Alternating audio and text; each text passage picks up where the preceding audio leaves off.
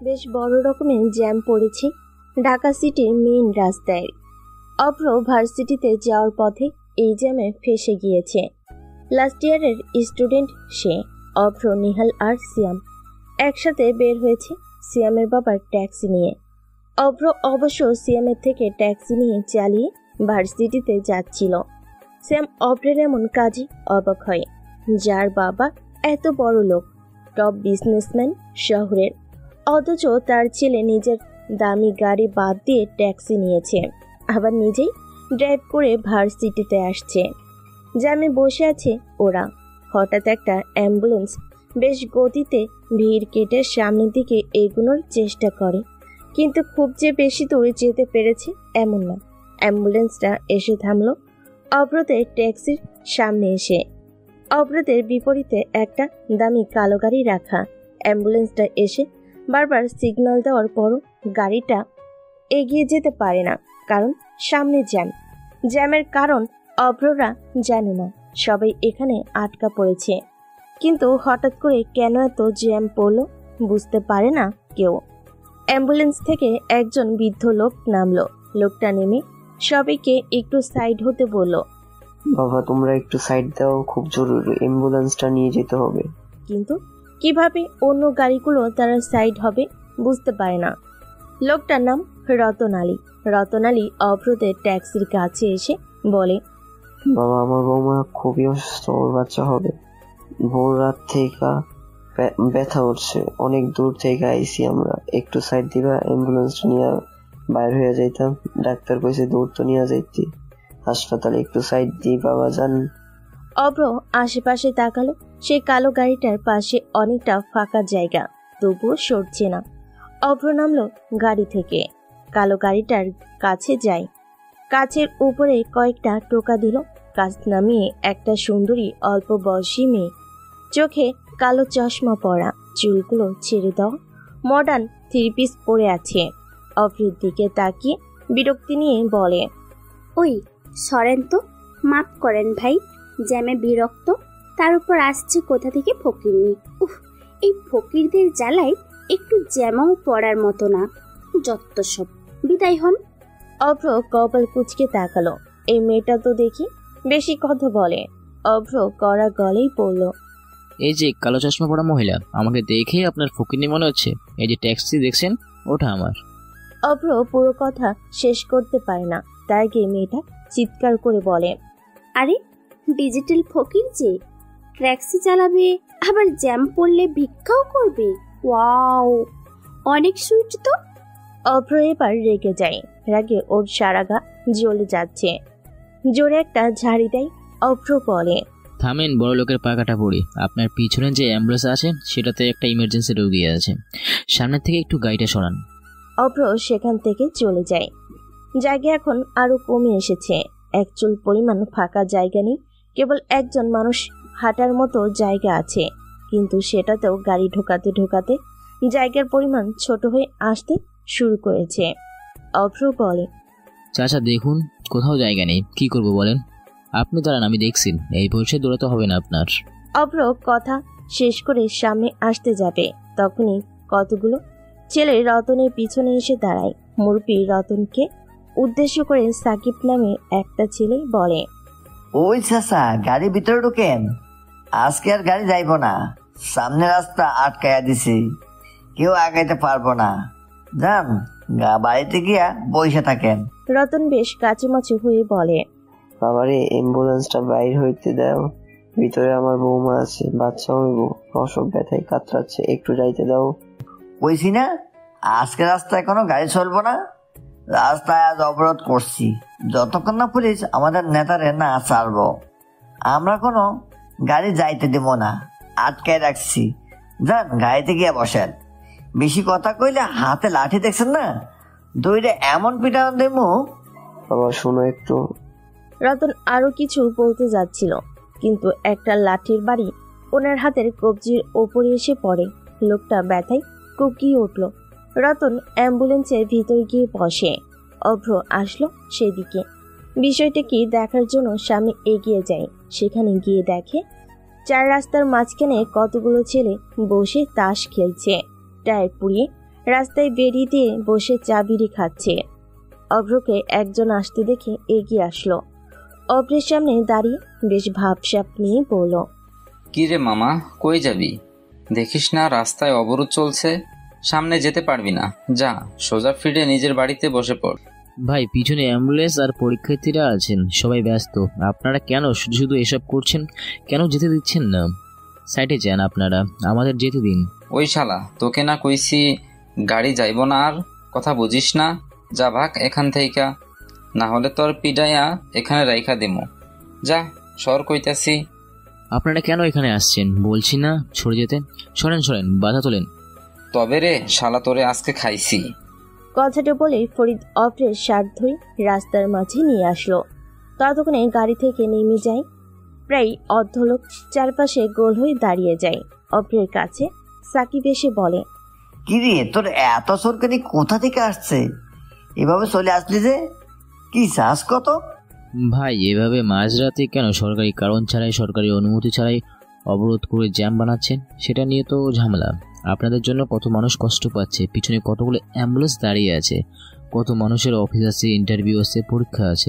আপনারা কেন শুধু শুধু গাড়িগুলোকে আটকে রেখেছেন? আমাদের যেতে দিন, জরুরি কাজ আছে। ওরে শালা, জনদরদি হইছ। সাকিব কথাটা বলে অভ্রের গালে একটি চড় দেয়। অভ্র চুপচাপ দাঁড়িয়ে আছে। সাকিব অভ্রকে একদম মেন চৌরাস্তার মাঝে এনে দাঁড় করে, তারপর বলে, ওই বেটা, আমরা এখানে তোকে সবাই একসাথে মিলে মারবো, বুঝছিস? আমাদের লিডারকে পুলিশ ধরে নিয়ে গেছে। ওনাকে না ছাড়লে আমরা এই অবরোধ ভাঙবো না। ডাক তোর পুলিশকে, দেখি কোন পুলিশের এত বড় সাহস আছে আমাদের সামনে এসে গলা উঁচু করে কথা বলে। কোনো জনগণ এগিয়ে এলো না। ওদের কাছে ভারী অস্ত্র, কখন কি করে দেয় সেই ভয়ে রাস্তার জনগণ এগিয়ে আসে না। সবাই ভয়ে চুপচাপ দাঁড়িয়ে থাকে। তবে এদের দিকে সাংবাদিকরা সবসময় নজর রাখছে। টিভিতে এই অবরোধকে লাইভে দেখানো হচ্ছে। অভ্রকে এবার সবাই মিলে যখন মারতে যাবে, তখন অভ্র একজনের হাত থেকে একটা হকি স্টিক কেড়ে নেয়। তারপর সেটা দিয়ে সেখানে থাকা ছেলেদের অনেক মারে। সিনেমার নায়কদের মতো করে ফাইট করে অভ্র। সে লাইভ দেখানো হয় সব টিভি চ্যানেলে। অভ্র সবগুলো ছেলেদের এমনভাবে পিটায় যে সবাই রাস্তায় পড়ে থাকে। বেশ কিছু সময় ধরে ছেলেপুলেদের পিটিয়ে তক্তা বানায়। নেহাল, সিয়ামও এসে অভ্রের সাথে যোগ দেয়। সবগুলোকে তিনজন মিলে পিটিয়ে রাস্তার একপাশে ফেলে রাখে। এরপর অভ্র ট্রাফিক পুলিশের হ্যান্ড মাইকটি হাতে নেয়। প্রথমে উত্তর পাশে যে পাশ দিয়ে অ্যাম্বুলেন্স আসছিল সেই পাশে ছেড়ে দেয় যাওয়ার জন্য। এক এক করে গাড়িগুলো চলে যায়। ট্রাফিক পুলিশকে সাকিবরা দড়িতে বেঁধে রেখেছিল। অভ্র তাকে ছাড়িয়ে দেয়। তারপর মাইক হাতে বলে, আপনারা হলেন দেশের জনগণ, আপনারা ব্যস্ততা নিয়ে বাড়ি থেকে বের হন, কিন্তু কিছু মানুষ এমন ঝামেলা করে।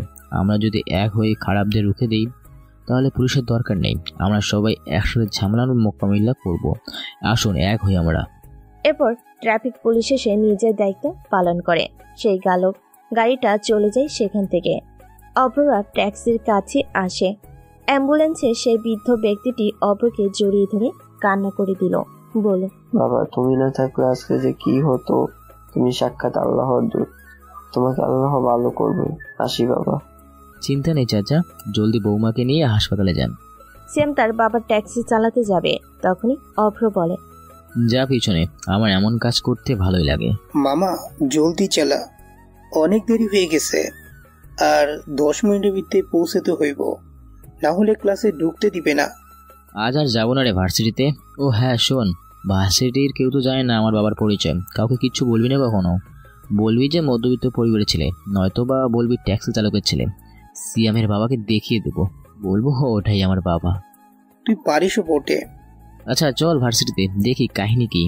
ট্যাক্সি চলছে। নেহাল অভ্রকে বলল। অভ্র আর কোনো কথা বলল না।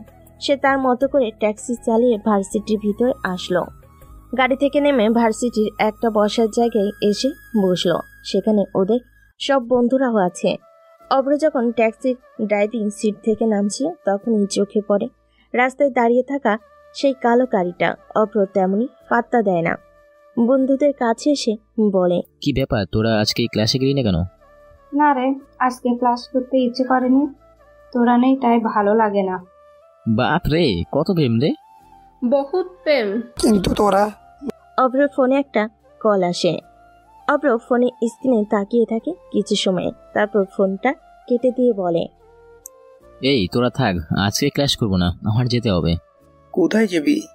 অভ্র চুপ হয়ে যায়, কয়েক সেকেন্ড পর বলে, বাড়িতে না, বাবার অফিস, না মানে বাবার মেডিসিন নিতে হবে, তাই ফার্মেসি যাব। থাক তোরা। অভ্র আর দাঁড়ালো না, দ্রুত ভার্সিটি থেকে বের হয়ে চলে আসে। কালো গাড়ি দামি থেকে একটা মেয়ে নামলো, গায়ে কালো ওয়েস্টার্ন থ্রি পিস পরা। আধুনিকতার বিদেশি ভাব দেওয়া হয়েছে থ্রি পিসটাতে, বেশ সুন্দর মানিয়েছে মেয়েটাকে। মেয়েটার নাম অনুহি। অনুহি গাড়ি থেকে নামতেই পুরো ভার্সিটির সব ছেলে মেয়ে হা করে সেদিকেই তাকিয়ে আছে। অনুহি সবার চাহনি টেপে মুচকি হাসে। ভার্সিটিতে আজকে নতুন এসেছে সে। অনুহির বাবা হলো এই ভার্সিটির চেয়ারম্যান, আবার প্রিন্সিপালের ভাগ্নে, তাই অনুহির এখানে আসাটা বিরাট বিষয় না। অনুহি কারোর দিকে না তাকিয়ে এগিয়ে যেতে থাকে। নিহালদের সামনে এসে দাঁড়িয়ে বলে, কি ব্যাপার, তোমরা এখানে কেন? ক্লাস ফাঁকি দিচ্ছ? কি আপনি? আচ্ছা, ঝাড়ি মারা হচ্ছে, ওয়েট। অনুহি চলে যায় সেখান থেকে, সোজা গিয়ে প্রিন্সিপালের রুমে প্রবেশ করে। ঘন্টা বেজে ওঠে। নেহাল বলে, ওই সেকেন্ড ক্লাস তো সোলেমান স্যারের, চল জলদি। তখনই জান্নাত বলে, উনি তো নেই, তাহলে ক্লাস করবি কিভাবে? তবু ওরা সবাই একসাথে ক্লাসে এসে বসে। 5 মিনিট পর প্রিন্সিপাল স্যার নেহালদের রুমে প্রবেশ করে। স্যার এসেই বলে, স্টুডেন্ট, তোমাদের কেমিস্ট্রি টিচার রিট্রাওয়ার্ড করেছে কয়েক সপ্তাহ হলো। তোমাদের জন্য নতুন টিচার এসেছে। কই অনুহি, ভিতরে আসো। অনুহি ভিতরে আসলো। ম্যামকে দেখে সবাই দাঁড়িয়ে যায়। অনুহি তাহলে ভার্সিটির ম্যাম। প্রিন্সিপাল স্যার অনুহিকে পরিচয় করিয়ে দেয়। স্যার চলে যেতেই অনুহি সবার উদ্দেশ্যে বলে, আজকে থেকে তোমাদের টিচার আমি। সুন্দরী ভেবে আমাকে কমল মনে করিও না, আমার কাছে বেয়াদবির কোনো ক্ষমা নেই। ঠিক আছে ম্যাম, তবে আপনি একটু বেশি সুন্দর, ইচ্ছা করছে প্রপোজ করি। তন্ময় হলো ক্লাসের দুষ্টু ছেলে। তন্ময়ের কথা শুনে সবাই হাসতে থাকে, কিন্তু অনুহি সবাইকে অবাক করে দিয়ে তন্ময়ের কাছে এসে কান টেনে ঠাস ঠাস করে দুটো চর বসিয়ে দেয়।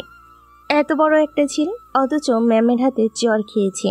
সবাই বুঝে যায় ম্যাম তেমন সুবিধা না, যেমন সুন্দর তেমন ডেঞ্জারাস। সবাই চুপচাপ বসে থাকে। তন্ময়কে ইচ্ছে মতো বকাঝকা দিয়ে কান ধরে দাঁড় করিয়ে দেয়।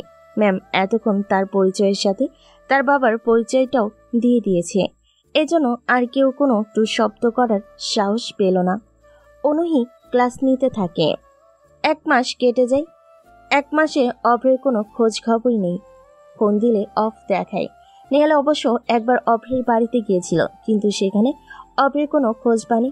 অভ্রের মা জানায় অভ্র গ্রামে গিয়েছে, এজন্য নেহাল আর আসেনি। মাসখানেক পর অভ্র বাড়িতে আসে। পরের দিন ভার্সিটিতে যাওয়ার জন্য বের হয় সে। ভার্সিটির রাস্তায় আসতেই চোখ যায় অনুহির দিকে। রাস্তার পাশে দোকান থেকে দাঁড়িয়ে আইসক্রিম কিনছে। অভ্র সেদিকে যায়, দোকানের ভিতর ঢুকতে যাবে, তখনই অনুহি ধরে। আর সেই সময় অনুহির হাতে থাকা আইসক্রিম অভ্রের শার্টে গিয়ে লাগে। অভ্র অনুহিকে দেখে বলে, কানা নাকি?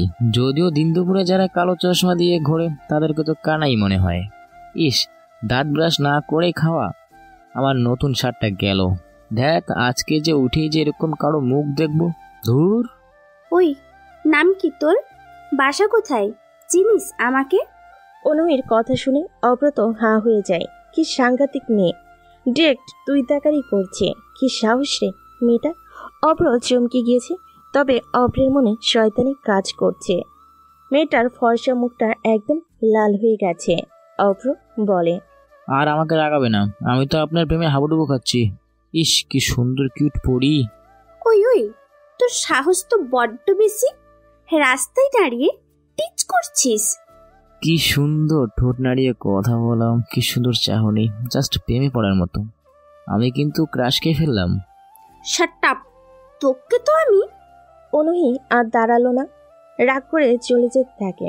অভ্র পিছন থেকে জোরে বলে, সুন্দরী পাকাটা পড়ি, আফকার নাম তো বাতাও। অনুহি তাকালো না পিছনে। অভ্র হাসতে থাকে। তখনই ওর বন্ধুগুলো একসাথে এসে ঘিরে ধরে অভ্রকে। অভ্রকে কিছু বলতে যাবে, তখনই সেখানে তিন্নি এসে হাজির। তিন্নিকে দেখে অভ্র চমকে যায়, আমতা আমতা করতে থাকে। তিন্নি বলে, অভ্র, তুমি এখানে? আমি তোমাকে কতদিন ধরে খুঁজেছি, তুমি একটা পচা। মেয়েটার কথা শুনে অভ্র মুচকি হাসলো। মেয়েটা আদুরে ভয়েস, কথা বলার ধরনও আদুরে, যাকে বলে ঢুঙ্কি। তিনি একদম ঢং করে স্টাইল মেরে কথা বলে। তিন্নিকে দেখে অভ্র বলে, তিন্নিকে দেখে অভ্র ঘাবড়ে যায়। মেয়েটা জুনিয়র ওদের থেকে, তবু তিনি সবসময় অভ্রদের সাথেই থাকে। এখানে থাকার পিছনে একটা কারণ আছে। তিনি হলো আদুরে বড়লোক ঘরের একটা মেয়ে। কথা বলার ধরন বেশ স্টাইল মেরে ঢং করে বলবে। এই মেয়েকেই বন্ধুদের পাল্লায় পড়ে অভ্র ফ্ল্যাট করেছিল, কিন্তু সেটা যে অভ্রের কপালে শনি ডেকে আনবে কে জানে। অভ্র জানতো না এই তিনি যাকে পছন্দ করবে তার গায়ে পড়ে চলবে। অভ্র এখন তিন্নিকে দেখলে ভয়ে পালায়। এই তোরা ক্লাসে যা, আজকে যাব না আমি। 1 মাস পরে আসলি, এখন এমন করছিস? চল ক্লাসে। না রে, কাজ আছে। আজকে ক্লাস করবে না তিন্নির জন্য। ভার্সিটিতে থাকলে তিনি অনেক বেশি জ্বালাবে। সমস্যা আছে অভ্রের।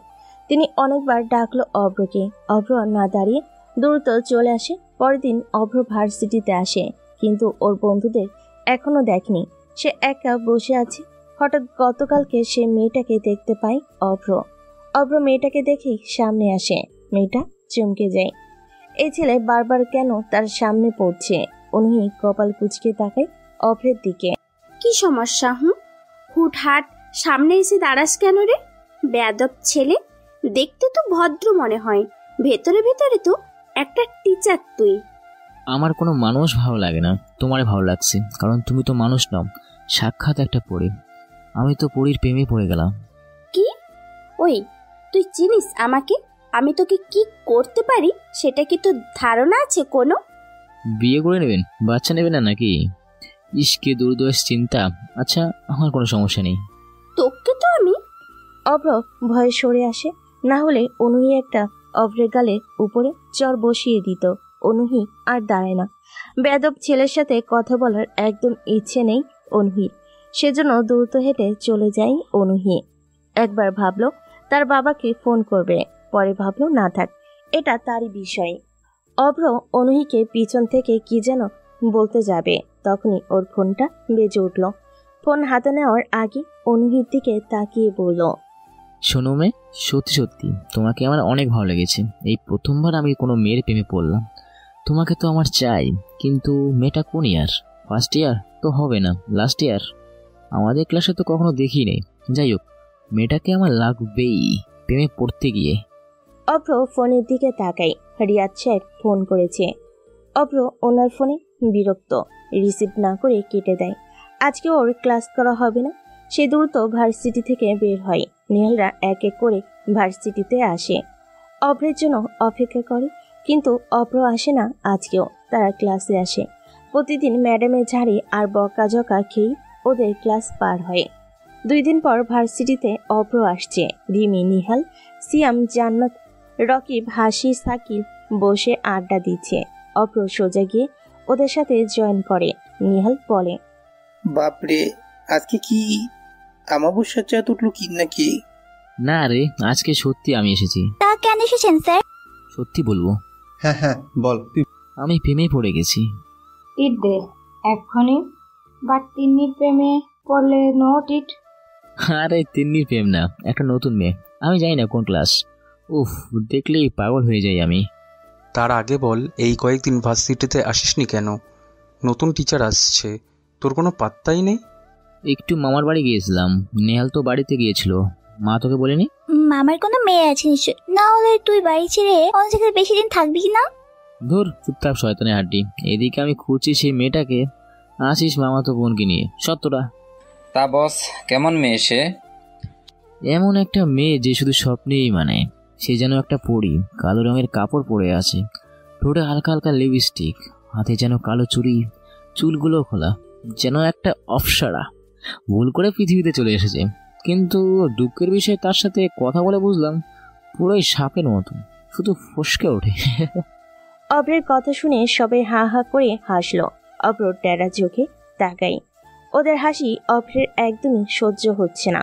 মেজাজ খারাপ করে অভ্র বলে, একদম হাসবি না, তোদের হাসি বিরক্ত লাগছে।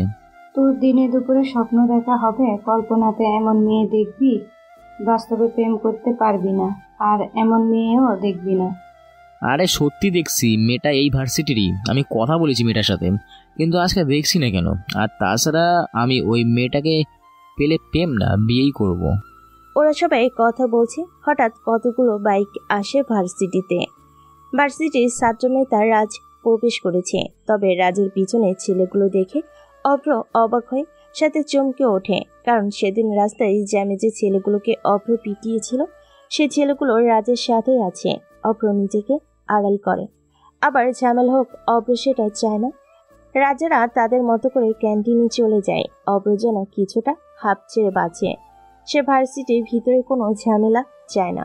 সিয়াম বলে, তুই বুড়ো হয়ে যাবি, কিন্তু তোর সময় হবে না, আর এরকম মেয়েও হবে না। আবার সবাই হা হা করে হাসতে লাগলো। কিন্তু অভ্র জানে এমন মেয়ে আছে। নেহাল আরো টিটকারি করে বলে, ভাই দিনে দুপুরে স্বপ্ন দেখা বাদ দে, আর এইসব কল্পনা যদি সত্যি হয় তাহলে আমি যে কত সন্তানের বাবা হতাম আল্লাহ জানে। নেহালের কথা শুনে আবার সবাই হা হা করে হাসতে লাগলো। ওদের হাসি অসহ্য লাগছে অভ্রের, তাই পিছনে ঘুরে হাঁটতে যাবে তখনই একটা মেয়ের উপর পড়ে গেল অভ্র। অভ্র চিৎকার করে বলে, ওই কানা নাকি? কেন, কানারা তো চোখে দেখে না, এসে শুধু ধাক্কা দিস। অভ্র বুঝতে পারে এটা কোনো মেয়ে হবে। অভ্র মেয়েটার মুখের দিকে তাকায়। অভ্র মেয়েটার দিকে অপলক দৃষ্টিতে তাকিয়ে আছে। আরে এটা তো সেই মেয়ে যাকে দেখার জন্য অভ্র আজ সকাল সকাল ভার্সিটিতে এসেছে। অভ্র চোখই সরাচ্ছে না মেয়েটার দিক থেকে। মেয়ে তো নয়, যেন একটা হুর। অভ্র পড়বে না পড়ল সেই অনুহির ওপর, যার উপরে অভ্র এমনিতেই প্রেমে পড়েছে। তার উপর আবার মেয়েটা অভ্রকে ঝামেলা মনে করে। কি যে হবে কি জানে। অভ্রকে অনুহি এক ধাক্কা দিয়ে নিজের উপর থেকে সরিয়ে দিল। অভ্র দ্রুত উঠে দাঁড়ায়। অনুহিও দেরি করে না, সেই মাটি থেকে সোজা উঠে দাঁড়ালো অভ্রের সামনে। অনুহি উঠে দাঁড়িয়ে কোনো দিকে না তাকিয়ে অভ্রের গালে ঠাস ঠাস করে দুটো চড় বসিয়ে দেয়। অভ্র সহ বাকি সবাই হা করে অনুহির দিকে তাকিয়ে আছে। ঘটনা এমন দ্রুত ঘটবে বুঝতে পারেনি অভ্র। অভ্র অনুহির দিকে তাকিয়ে আছে গালে হাত দিয়ে। অনুহি চর মেরে থামে না, চিৎকার করে বলে, বেয়াদব ছেলে, তোর মা বাবা তোকে শিক্ষা দেয়নি কখনো? মেয়েদের দেখলে মেয়েদের উপর পড়তে ইচ্ছে করে, তাই না? ইচ্ছে করেই তুই আমার সাথে এমন করেছিস। তোকে তো আমি। কে কার কথা শুনছে? অভ্র তো অনুহিকে দেখতে ব্যস্ত। অপলক দৃষ্টিতে অনুহিকে দেখছে সে। কি সুন্দর চোখে পাপড়ি ফেলে, গালগুলো টেনে, নাকটা ফুলিয়ে তেরা চোখে তাকিয়ে আঙ্গুল পেঁচিয়ে বকা দিচ্ছে অভ্রকে। অভ্র একদম সরাসরি অনুহির প্রেমে পড়ে গেছে। উফ, কি রাগী লুকের চাহনি মেয়েটার, একদম যেন সুন্দরীদের দেবী সামনে দাঁড়ানো। অভ্র যে তাকে চোখে পলক না ফেলে দেখছে সেটা অনুহি অনেক পরেই বুঝতে পারে। সেজন্য আর্ণবকে আরো একটা গালে চর দিয়ে ঝাড়ি মেরে বলে, বেয়াদব। অনুহি আর সেখানে দাঁড়িয়ে থাকে না, গট গট করে হেঁটে সেখান থেকে চলে গেল। অভ্রের তখনও যেন ঘুর কাটেনি। অনুহির চরকে সেই কোমল স্পর্শ মনে করে কল্পনাতে অনুহিকে নিয়ে ভেসে চলেছে। অনুহি যখন চলে যায় অভ্র ঘুরে অনুহি চলে যাওয়ার দিকে তাকিয়ে থাকে। চারপাশে কি হচ্ছে, কতজন ওর দিকে দেখছে, সেসবের কোনো খেয়াল নেই অভ্রের। থাকবে কি করে? অভ্র তো অনুহিকে দেখে এখন তাকে নিয়ে কল্পনা করতে ব্যস্ত। অভ্র অনুহিকে নিয়ে ভাবছে আর মিটিমিটি করে হাসছে। নেহালের জোরে ধাক্কা দেওয়ার জন্য বাস্তবে ফিরল সে। অভ্র বেশ বিরক্ত হয়েই বলল, কি হয়েছে, এভাবে ধাক্কা দিচ্ছিস কেন? ধুর, দিলি তো কল্পনাটা নষ্ট করে। যাক, তুই তাহলে বেঁচে আছিস। আমি তো ভাবলাম তুই পটল তুলতে নিয়েছিস চোরকে। পটল তুললে তো ভালোই হতো, ফ্রি বিরিয়ানি খেতে পারতাম। আঙ্কেলকে বলতাম অভ্র পটল তোলার সময় বলে গিয়েছে শ্রাদ্ধতে বিরিয়ানি দিতে। চুপ কর। আর আমি তোরা বন্ধু নাকি শত্রু? বেঁচে থাকলে তো আমাকে মেরেই ফেলিস। যাই হোক, মালটা সরি মেয়েটা কে রে? মানে ওই মেয়েটাই প্রথম দেখাতে আমি প্রেমে পড়ে গেছিলাম, যাকে বলে লাভ অ্যান্ড ফার্স্ট সাইট। এই মেয়েটারই গল্প তো করছিলাম আমি। শালা তুই আর মেয়ে পেলি না কেন? তোকে না বলছি নতুন কেমিস্ট্রির টিচার আসছে, শালা এটা আমাদের সেই নতুন ম্যাম, মানে নতুন টিচার। মুহূর্তেই অব্রের মন খারাপ হয়ে গেল, কিন্তু অনুই দেখতে স্নেহরি তেমন লাগে না, মনে হয় যেন অল্প বয়স। তবে অব্রের থেকে 3 বছরে বড় হবে, তবুও অব্র তো তার প্রেমে পড়ে গিয়েছে। অব্রের চেহারাতে মন খারাপের ছাপ স্পষ্ট ফুটে উঠেছে, সেটা বুঝতে পেরে মায়া বলল, ইস, বেচারা প্রেম করার আগে ছ্যাঁকা খেলো, চল ছ্যাঁকার পার্টি দিবি। মায়ের কথা শুনে আবার সবাই হো হো করে হেসে উঠল। অভ্রের মেজাজ একদমই খারাপ হয়ে গেছে, রাগ নিয়ে জিদ করে বলল, তোরা হাসবি না বলে দিলাম, হাসবি না, দেখবি এই ম্যামকেই বিয়ে করব, এই রাগী ম্যামকে আমি আমার বউ বানাবো, চ্যালেঞ্জ। হ্যাঁ, কি বলিস? সত্যি বলছি। পারবি না, তোমার খালি বুড়ো বয়সে বুজুর্গি। তোদের হাসি দেখে মনে হচ্ছে কুত্তার আর কুত্তিরা ঘেউ ঘেউ করছে। সামনের থেকে মেজাজই খারাপ করে দিলে। আমাকে তো চিনিস না, এই ম্যামকে আমি পটিয়ে তবেই দেখাবো। তার জন্য যদি আমাকে রোজ 2টা করে চর খেতে হয় তবুও তোরা। অভ্র কথাগুলো বলে রাগ করে ক্লাসে চলে আসে। একটু পর ওর বন্ধুরাও আসলো ক্লাসে। রাজ প্রিন্সিপালের রুমে বসে আছে। রাজের হাতে পায়ে কিছু ব্যান্ডেজ। রাজের বাবা এখানকার এমপি, আর রাজ হলো এই ভার্সিটির নেতা। রাজ টাকা ভর্তি 2টো কালো ব্যাগ প্রিন্সিপালের টেবিলের উপরে রাখলো, তারপর বলল, স্যার, আমি গোপনে কাজ করলে কেউ ধরতে পারবে না, তবুও আপনার টাকার অফার করছি। আমি ভার্সিটিতে ড্রাগস বিক্রি করতে চাই। বড়লোক ছেলেমেয়েরা আছে যাদের মা বাবা ব্যস্ত, সন্তানদের সময় দেয় না। আমি তাদের কাছে আমার ড্রাগস ছড়িয়ে দিতে চাই। টাকাগুলো দিচ্ছি মুখ বন্ধ রাখার জন্য। আমি চাই না পুলিশ এসে খোঁজ করে আমাকে বের করুক, এই জন্য মুখ বন্ধ রাখবেন। রাজ, সামনে থেকে যাও, আমি কিন্তু এখনই তোমাকে পুলিশে দেব। পুলিশ? আপনার একটা মেয়ে গার্লস স্কুলে পড়ে, জানেন তো নিশ্চয়ই। সেই মেয়েকে তুলে নিয়ে তাকে কতজন মিলে ধর্ষণ করব সেটা আপনি কল্পনাতেও ভাববেন না। তারপর ওই মেয়েকে দিয়ে বড় বড় ড্রাগস ডিলারদের কাছে শরীর দিয়ে ব্যবসা করব। কচি বাচ্চা মেয়ে, সবে টেনে পড়ে, ব্যবসাটা দারুণ হবে। তুই একটা অমানুষ, তোর মতো অমানুষ ছেলে কারো যেন না হয়। আমার মেয়ের দিকে নজর দিবি না, চলে যা। চলে তো যাবই, তবে অফার আছে। ভাবেন কি করবেন? আমি পরশু আবার আসবো। রাজ কথাগুলো বলে সেখান থেকে চলে যায়। প্রিন্সিপাল মামুন সাহেব কান্না করে দেয়। না পারছে অনেকে মেনে নিতে, না পারছে বারণ করতে। অভ্রের পাশে বসে ওর বন্ধুরা আবার অভ্রকে নিয়ে হাসতে দেখে। অভ্র রেগে বলে, শোন, এভাবে হাসছিস তো তোদের সব কটাই প্রেম করিস। তোদের বফ আর গফের কাছে কল দিয়ে বলবো তোরা অন্য ছেলে মেয়েদের সাথে কথা বলছিস, রেস্টুরেন্টে যাস, তারপর বুঝবি কি হবে। অভ্রের কাছে এটা শুনে চমকে যায় নিহাল, কারণ ওরা জানে ওদের মানুষগুলো অভ্রকে অনেক বিলিভ করে। নিহাল এসে বলে, শালা তুই বহুত হারামি, আসবো না? তাহলে খাওয়াবি সবাই, চল। মুখ বন্ধ রাখার জন্য সবাই ক্যান্টিনে খাওয়াবি। যখনই উঠে বাইরে যাবে ওরা, তখনই অনুহি ম্যাম ক্লাসে প্রবেশ করে। ওদেরকে সামনে দেখেই অনুহি বলল, তোমরা কোথায় যাচ্ছ? বলেছি না, আমার ক্লাস ভালো না লাগলে চলে যাবা, কিন্তু আমার আসার আগে। আর যারা অনুপস্থিত থাকবে তাদের এক্সামের সময় খাতা আমার কাছেই তো আসবে, তখন বুঝবে ফেল কাকে বলে। আসলে ম্যাম, একটু ক্যান্টিনে যাচ্ছিলাম। 11টা বাজে, সকালে খেয়ে আসো নাই? ক্লাসের সময় কিসের ক্যান্টিন? হ্যাঁ এসেছি, তবে কি? এই যে অভ্রের জন্য যাচ্ছিলাম। অভ্র এতক্ষণ সবার পিছনে দাঁড়িয়েছিল। অনুহি দেখি বলতে সবাই অভ্রের সামনে থেকে সরে যায়। অভ্র তখন মাথা নিচু করে দাঁড়িয়ে আছে, আর মাঝে মাঝে অনুহিকে দেখছে। অনুহি অভ্রকে দেখে রাগে মুখ লাল করে নিল। অভ্র এবার সরাসরি তাকে মুচকি হাসি দিল। উনি রাগী চেহারাতে যেন ওনার সৌন্দর্য আরও বেড়ে যায়। অভ্র একটু সরে আসলো। অনুহি রেগে বলে, এই শয়তান ছেলে, এই বদ ছেলেটা আমার ক্লাসে। Deer ma'am. অভ্র কথাটা বলে ম্যামের দিকে এগিয়ে যায়। খুব কাছে গিয়ে ফিস ফিস করে অনুহিকে বলে, বেশি রাখবেন না কিউট ম্যাম, রাখলে আপনাকে সৌরজের দ্বিগুণ বৃদ্ধি পায়। ও এই সময় আপনাকে যা লাগছে না, মনে হচ্ছে একটা কিস দিয়ে দিই। কি? ওই কি বললি তুই? অভ্র ভালো ছেলে মতো দৌড়ে নিচে বেঞ্চে গিয়ে বসলো। বাকিরা দৌড়ে এসে যে যার মতো বসে পড়ে। তারপর অভ্ররা যে যার মতো করে বেঞ্চে বসলো। অনুর মুখ লাল হয়ে আছে রাগে।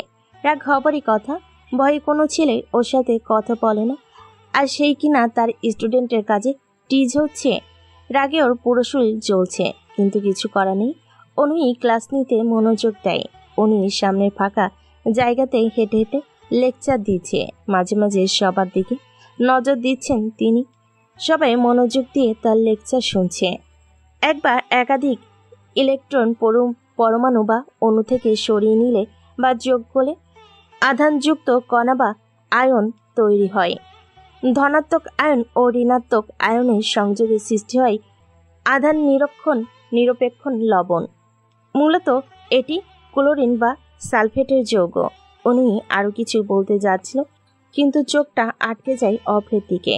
উনিকে অপলকভাবে দেখছে। উনি আগেও নোটিস করেছে কয়েকবার যে তিনি পড়াচ্ছেন, আর অভ্র তার দিকে হাঁ করে তাকিয়ে দেখছে।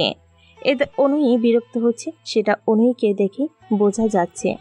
অনুই আর সহ্য করতে না পেয়ে সোজা অভ্রের সামনে এসে দাঁড়ালেন।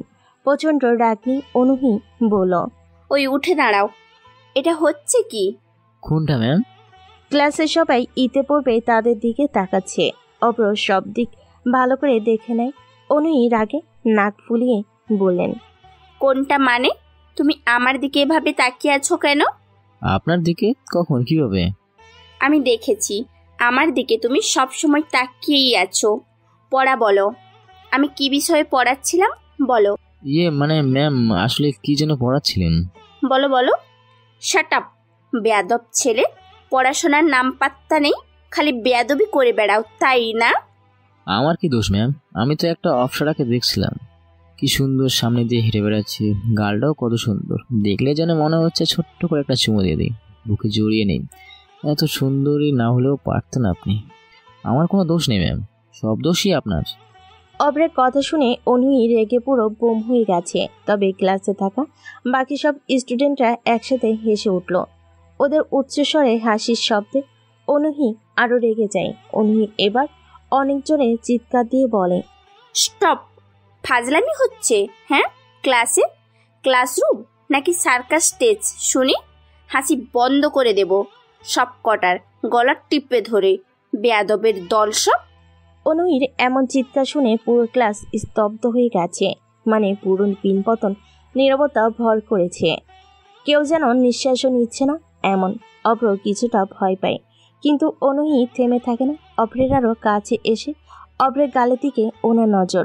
অভ্র কিছু একটা বলতে যাবে, তার আগেই অনুই ঠাস করে একটা কষে চড় দিয়ে বলল, এটা ক্লাস, আনন্দ বা মজা করার জায়গা না। আর স্টুডেন্টের মতোই থাকবে। বেশি পাকনামি করলে না, তোমাকে ক্লাস থেকে উঠিয়ে নিয়ে যাওয়া হবে। অনুই কথাগুলো বলে অভ্রের সামনে থেকে চলে গেল। অভ্র তার গালে হাত দিয়ে দাঁড়িয়ে থাকে। বাম পাশের গালটাতে অভ্রের টনটনে ব্যথা অনুভব হয়। সকালের থাপ্পড় থেকে এবারের থাপ্পড়টা বেশ জোরেই লেগেছে অভ্রের। অনুই ক্লাসরুম থেকে বের হয়ে যায়। এমন অবস্থাতে ক্লাস করানোর কোনো মানে নেই। অভ্র চারপাশে তাকায়। ক্লাসের সবাই ওর দিকে তাকিয়ে আছে। অভ্র কারোর সাথে কোনো কথা না বলে ক্লাস থেকে বের হয়ে বাড়িতে চলে আসে। অনুই বাড়িতে প্রবেশ করে। মেঝেটা অনেক খারাপ হয়ে আছে। ব্যাগটা সোফাতে ছুঁড়ে দেয়। ওর বাবা যে সামনে বসা ছিল খেয়াল করেনি অনুই। ব্যাগটা ছুঁড়ে মারতেই ওর বাবা মিস্টার নাইট সাহেব খবরের পেপারটা সরিয়ে অনুইকে বলে, কি হলো অনু, মেজাজ খারাপ নাকি? হাই আল্লাহ, বাবা বাসাতে? না মানে বাবা, তুমি আজকে অফিসে যাওনি? তুই হঠাৎ এভাবে এলি যে? আর বলো না বাবা, লাস্ট ইয়ারের ক্লাসে একটা ছেলে একটু ডিস্টার্ব করে, তাই মেজাজ খারাপ। কি? কবে থেকে? কিভাবে? কি বলে? বাবা, উত্তেজিত হও কেন? আমি সামলে নিব, চিন্তা করো না। স্টুডেন্ট হয়তো, আমি টিচার, সো আমাকে সব সামলাতে দাও। না, বেশি ঝামেলা হলে বল, আমি ছেলেটাকে তুলে নিয়ে আসছি। নাম কি? দেখতে কেমন বল? আরে বেশি সমস্যা হলে তোমাকে সবটা বলবো। এমন করলে কিন্তু ভার্সিটিতে যাব না আমি। আচ্ছা আচ্ছা, কিছু বলছি না, যা এখন ফ্রেশ হয়ে খেতে বস। অনুই চলে যায় সেখান থেকে। নাইট সাহেব ফোন বের করে ওর সবচাইতে প্রিয় পছন্দের ছেলেকে কল করে। ফোন রিসিভ করতে নাইট সাহেব বলে, আমার মেয়েকে একটা ছেলে ডিস্টার্ব করে, খোঁজ নাও তো ছেলেটাকে। নাইট সাহেব ফোন কেটে দেয়।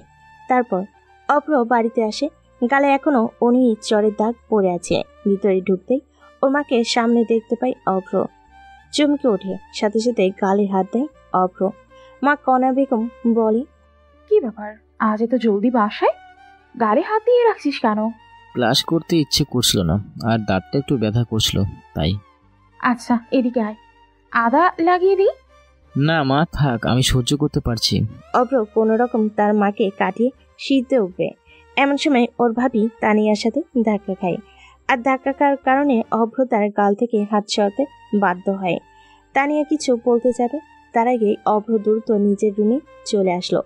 মনে মনে বলে, যাক বাবা, কেউ তো আর চরের কারণে গালে আঙ্গুলের ছাপটা দেখেনি। দরজা আটকে বসবে। তখনই দরজা কড়া নাড়ার শব্দ। অভ্র বলে, কে? দরজা খুলে ছোট সাহেব। ও ভাবি, কিন্তু আমি তো এখন বিজি। তোমার খালি আঙ্গুলের ছাপ, মাকে কি ডাকবো? তাহলে চাই। না না। দৌড়ে এসে অভ্র দরজা খুলে দিল। ভয়ে তানিয়ার দিকে তাকায় অভ্র। তানিয়া সরাসরি অভ্রের দিকে তাকিয়ে বলে, তোমার খালি থাপ্পড়ের দাগ, কে মারলো আমার আদরের দেবরটাকে? মশা মারতে গিয়ে এমন হয়েছে, মানে নেহলটা এমন মারছে। মিথ্যে বলো কেন? সত্যি বলো, নাহলে মাকে গিয়ে বলবো। তিনি এসে দেখুক কেমন। বলছি, তুমি খালি ব্ল্যাকমেল করো। বেশি কথা না বলে কাজের কথা বলো। আমাদের নতুন ম্যামকে অনেক রাগিয়ে দিয়েছিলাম বলে ম্যাম থাপড় দিয়েছে, একটু জোরেই মারছে, বাট নো প্রবলেম। ম্যাম, তা কিভাবে রাগালে? সেসব তোমার শুনতে হবে না, যাও এখন রুম থেকে। বুঝছি। তা তোমার ম্যাম দেখতে কেমন শুনি? রাগানোর সাথে ম্যামের চেহারার কি মিল? বলছি অনেক সুন্দর। কেন? বসছি না, এমনিতেই জিজ্ঞেস করলাম। ওকে, মলম দিয়ে দাও, ব্যথা থাকলে কমিয়ে যাবে। আর সমস্যা হলে ডাক দিও। আচ্ছা, কিন্তু মাকে বলিও না কিছু। তানিয়া মুচকি এসে রুম থেকে চলে যায়। অভ্র যেন এবার হাঁপ ছেড়ে বাঁচে। মামুন সাহেব গাড়ি নিয়ে যাচ্ছেন। প্রিন্সিপাল মামুন সাহেব রোজ একই রাস্তা দিয়ে বাড়ি ফিরে। সামনে স্কুলে তার মেয়ে পড়ে। মেয়েকে রাস্তার পাশে দেখতে পায়। মামুন সাহেব এগিয়ে যায়। ঠিক তখনই দুটো বাইক এসে থামে সেখানে। হেলমেট খুলে একটা ছেলে, আর ছেলেটা হলো রাজ। রাজকে দেখেই মামুন ভয় পায়। তার মেয়ের সামনে এসে মেয়েটাকে টিজ করতে থাকে। মামুন সাহেব গাড়ি থেকে নেমে মেয়ের কাছে আসলো। মেয়েটা ভয়ে তার বাবার কাছে এসে দাঁড়ায়। রাজ বলে, কি ব্যাপার স্যার, আপনি আর একটু দেরি করলে আপনার মেয়েকে তুলে নিয়ে যেতাম। লস হয়ে গেল রে। দেখো রাজ, তুমি কিন্তু বেয়াদবি অতিক্রম করে ফেলছো। তোমাকে আমি পুলিশে দেব। পুলিশ? স্যার, থানাতে 1 কোটি টাকা দিয়ে আসছি। অফিসারের সাহস নিয়ে আমাকে এসে ধরবে? দেখেন না কত খরচ, 1 কোটি টাকা চলে গেল। বিজনেস এখনো শুরুই করতে পারিনি। জলদি করুন, আর একদিন সময় দিলাম। যান, মেয়েকে নিয়ে বাড়িতে চলে যান। রাজারা সেখান থেকে চলে যায়। মামুন সাহেব ভয় আর রাগী চোখে ওদের চলে যাওয়া দেখতে থাকে। দ্রুত মেয়েকে নিয়ে গাড়িতে ওঠে। জলদি গাড়ি চালিয়ে মেয়েকে বাড়িতে রেখে সোজা যেতে থাকে নাইট সাহেবের বাড়ির দিকে। সেখানেই সবকিছু বলবে তিনি। ভার্সিটিতে সবাই বসে আছে। অভ্র ভয় পাচ্ছে তিন্নিকে নিয়ে। মেয়েটা যে ভার্সিটিতে আসছে না সেটা ওর জন্য অনেক ভালো। না হলে তিনি সবকিছু নষ্ট করে দিত। অনুইকে হাবিজাবি বলে অভ্রের প্রেমের 12টা বাজিয়ে দিত। অভ্র পায়চারি করছে। ওই তো পায়চারি করিস কেন? ম্যাম আসছে না কেন রে? ম্যামের জন্য তো রাস্তায় অপেক্ষা করছি, না হলে তো ক্লাসে গিয়ে বসতাম। আসছে না কেন? কি ম্যামের জন্য? তোরা থাকবি নাকি যাবি? আমি তো ভাই এর মধ্যে নেই। ম্যাম যে রাখি অপমান যা করবে, আমার সাথে চর ফ্রি। আমি থাকবো না। আমরাও যাচ্ছি, থাক তুই। আরে শোন সবাই, কেউ যাস না, তোদের খবর আছে। দোস্ত, ম্যাম আসছে, এই যে দেখ গাড়ি থেকে নামলো। অভ্র তাকাই সেদিকে। অনুইকে আজ বেশ সুন্দর লাগছে। অনুইর মনটা আজ অনেক ভালো, বেশ ফুরফুরে লাগছে অনুইকে। সে কোনো দিকে না থেকে সোজা হাঁটতে থাকে। অভ্র সামনে এসে দাঁড়ায়। অভ্রকে দেখেই অনুহির মেজাজ খারাপ হয়, তারপরও নিজেকে শান্ত রাখে। অভ্র বলে, ম্যাম আপনি কি তেলাপোকায় ভয় পান? না, কেন? ইস, সব লস হয়ে গেল। না মানে ভাবছিলাম আপনি যে রাগী, আমাদের বিয়ের পর আপনাকে তেলাপোকা দেখে ভয় দেখাবো, আর আপনি ভয়ে দৌড়ে এসে আমাকে জোরে ধরবেন। ইস, কি রোমান্টিক দৃশ্য। কাউকে বলবো একটা ভিডিও করে দিতে, তারপর ইনস্টাগ্রামে আপলোড দেবো, কাপেল গোসল করব আমরা।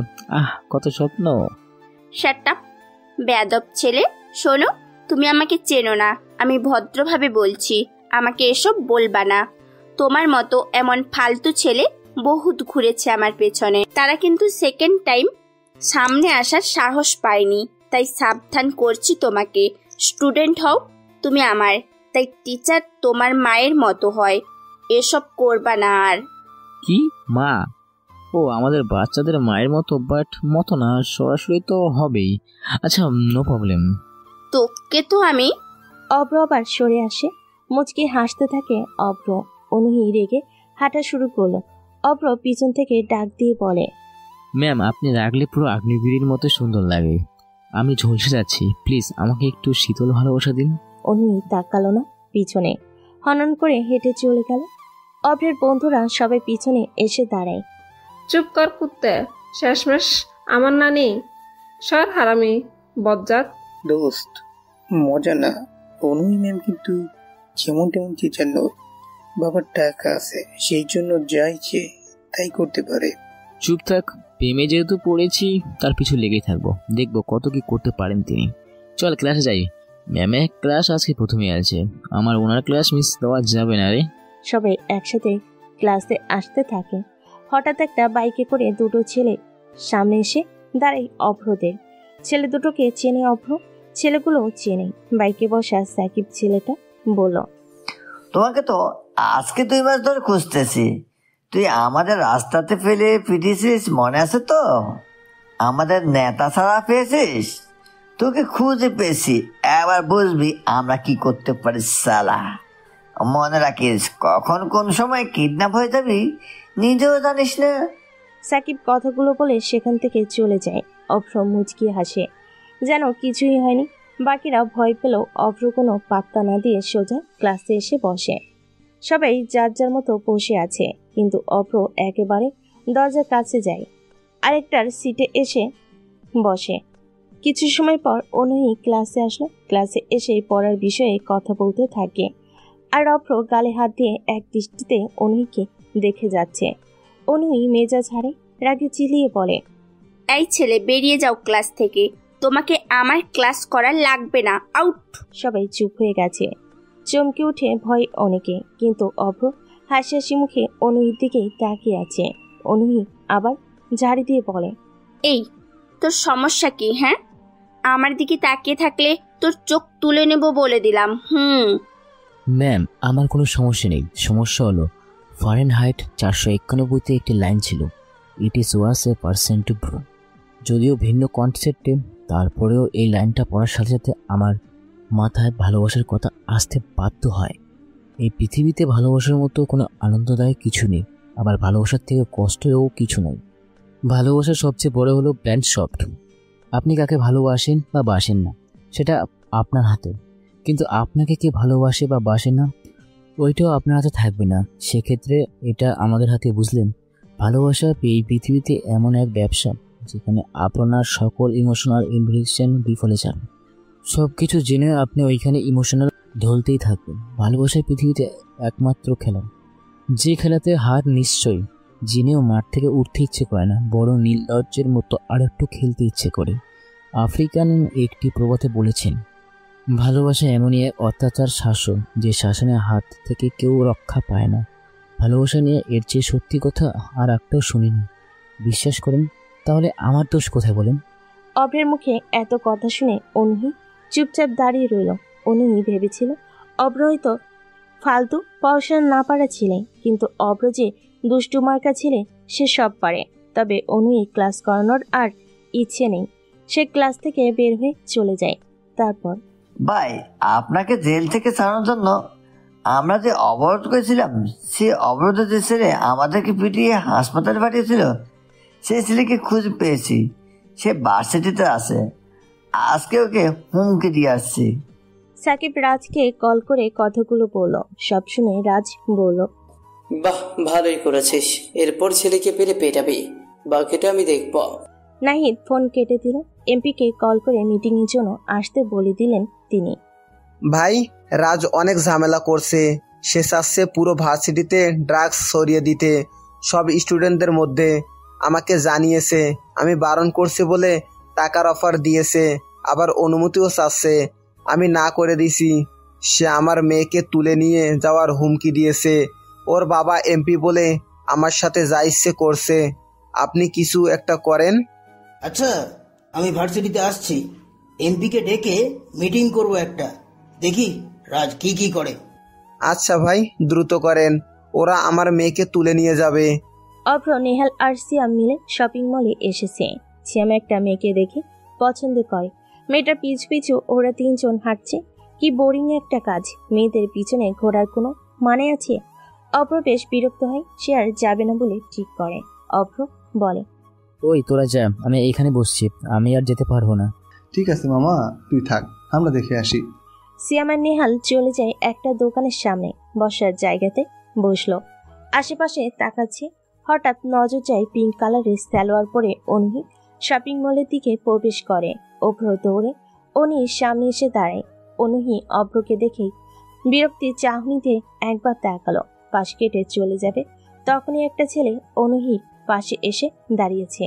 অনু, কি লাগবে বলো? তোমার জন্য আজ এখানে আসলাম। সামনের দিকে চলো, এখানে কিছু বখাটে পোলাপান আছে, বাজে কথা বলবে। আচ্ছা আসো, হাত ধরো। অভ্র চোখ বড় বড় করে অনহির দিকে তাকিয়ে আছে। অনহি অভ্রের দিকে তাকিয়ে ওই ছেলেটার হাত ধরল। দুজন হাঁটতে থাকে। অভ্র পিছু পিছু হাঁটতে থাকে। রাগে অভ্রের মেজাজ খারাপ হয়ে গেছে, কিন্তু সে কিছুই বলতে পারছে না। বেশ কিছু দোকান হাঁটে অভ্র। সিয়াম আর নিহাল এসে অভ্রের মাথায় টোকা দেয়। ওই, তুই নাকি এখানে মেয়েদের পিছু নিবি না? একা একা তো ঠিকই আরেক মেয়ের পিছু পিছু চলে আসলি। বহুত শয়তানি তুমি। অভ্র ওদের কথার কোনো জবাব দেয় না। অভ্র এক দৃষ্টিতে সামনের দিকে তাকিয়ে আছে। ওরা আবার প্রশ্ন করে, কিরে, কথা বলিস শুনিস না কেন? আর সামনে এত কি দেখছিস? হ্যাঁ, কাকে দেখছিস? আনহি ম্যাম। ওরাও সেদিকে তাকায়। তাকিয়ে দেখে অনুহি ম্যাম একটা ছেলের হাত ধরে শপিং মলে ঘুরছে। অভ্র কোনো কথা বলে না। রাগে যে চুপ হয়ে গেছে সেটা ওরা বুঝতে পারছে। হয়তো ম্যাডামের কেউ ছিল, না হলে এভাবে রিয়েক্ট করতো না। প্রপোজ করলে তুই মনে হয় সত্যি সত্যি শেখা খেয়ে গেছিস। আনহি ম্যাম, যদি কেউ থাকতো তাহলে আমাকে বলতো যে আমার পিছনে ঘুরে লাভ নেই, আমার বয়ফ্রেন্ড আছে। আনহি ম্যাম এসব বলেনি। হয়তো এমন একটা মুহূর্তে তোকে জানাবে বা দেখাবে বলেই তোকে বলেনি। আর তাছাড়া হুনি ম্যাম আমাদের সিনিয়র, আমরা হলাম তার স্টুডেন্ট। তুই এসব কল্পনা থেকে বের হ ভাই। তিনি তো তোকে অনেক ভালোবাসে। অনুহি ম্যামের কথা ভুলে যা প্লিজ। কখনোই পারবো না, আমাকে জানতেই হবে ছেলেটা কে। কেন ম্যাম আমাকে এতদিন বলেনি? কি পাগলামি কথা বলছিস? কোনো অধিকার তোকে বলবে? কেন বলবে তিনি তোকে? এত কিছু আমি চাই না ম্যাম, শুধু আমি তাকে আমার করেই নিব। ওই যে দেখ ছেলে, ওই ছেলেটাকে ম্যাডামের গাল টানছে, ওকে আমি আজকে। অভ্রকে ওরা আটকে ধরে। তারপর সেদিকে তাকে ছেলেটা অনুহি ম্যামের ড্রেস পছন্দ করে দিচ্ছে। তারপর আদর করে নাক টেনে দিয়ে গালে কোমলভাবে হাত বুলিয়ে দিল। অভ্র এটা দেখে আর সেখানে দাঁড়ায় না। নিহালদের থেকে হাত ছাড়িয়ে নিয়ে দ্রুত হেঁটে দোকানের ভিতর প্রবেশ করে। সোজা গিয়ে অনুহি পিছনে দাঁড়ায়। অভ্রকে পিছন থেকে নিহালরা ডাকে অনেকবার, থামানোর চেষ্টাও করে, কিন্তু অভ্র কি আর সহ্য করবে এসব? সে অনুহির পিছনে দাঁড়িয়ে অনুহিকে ঘুরিয়ে নিজের দিকে ফেরালো।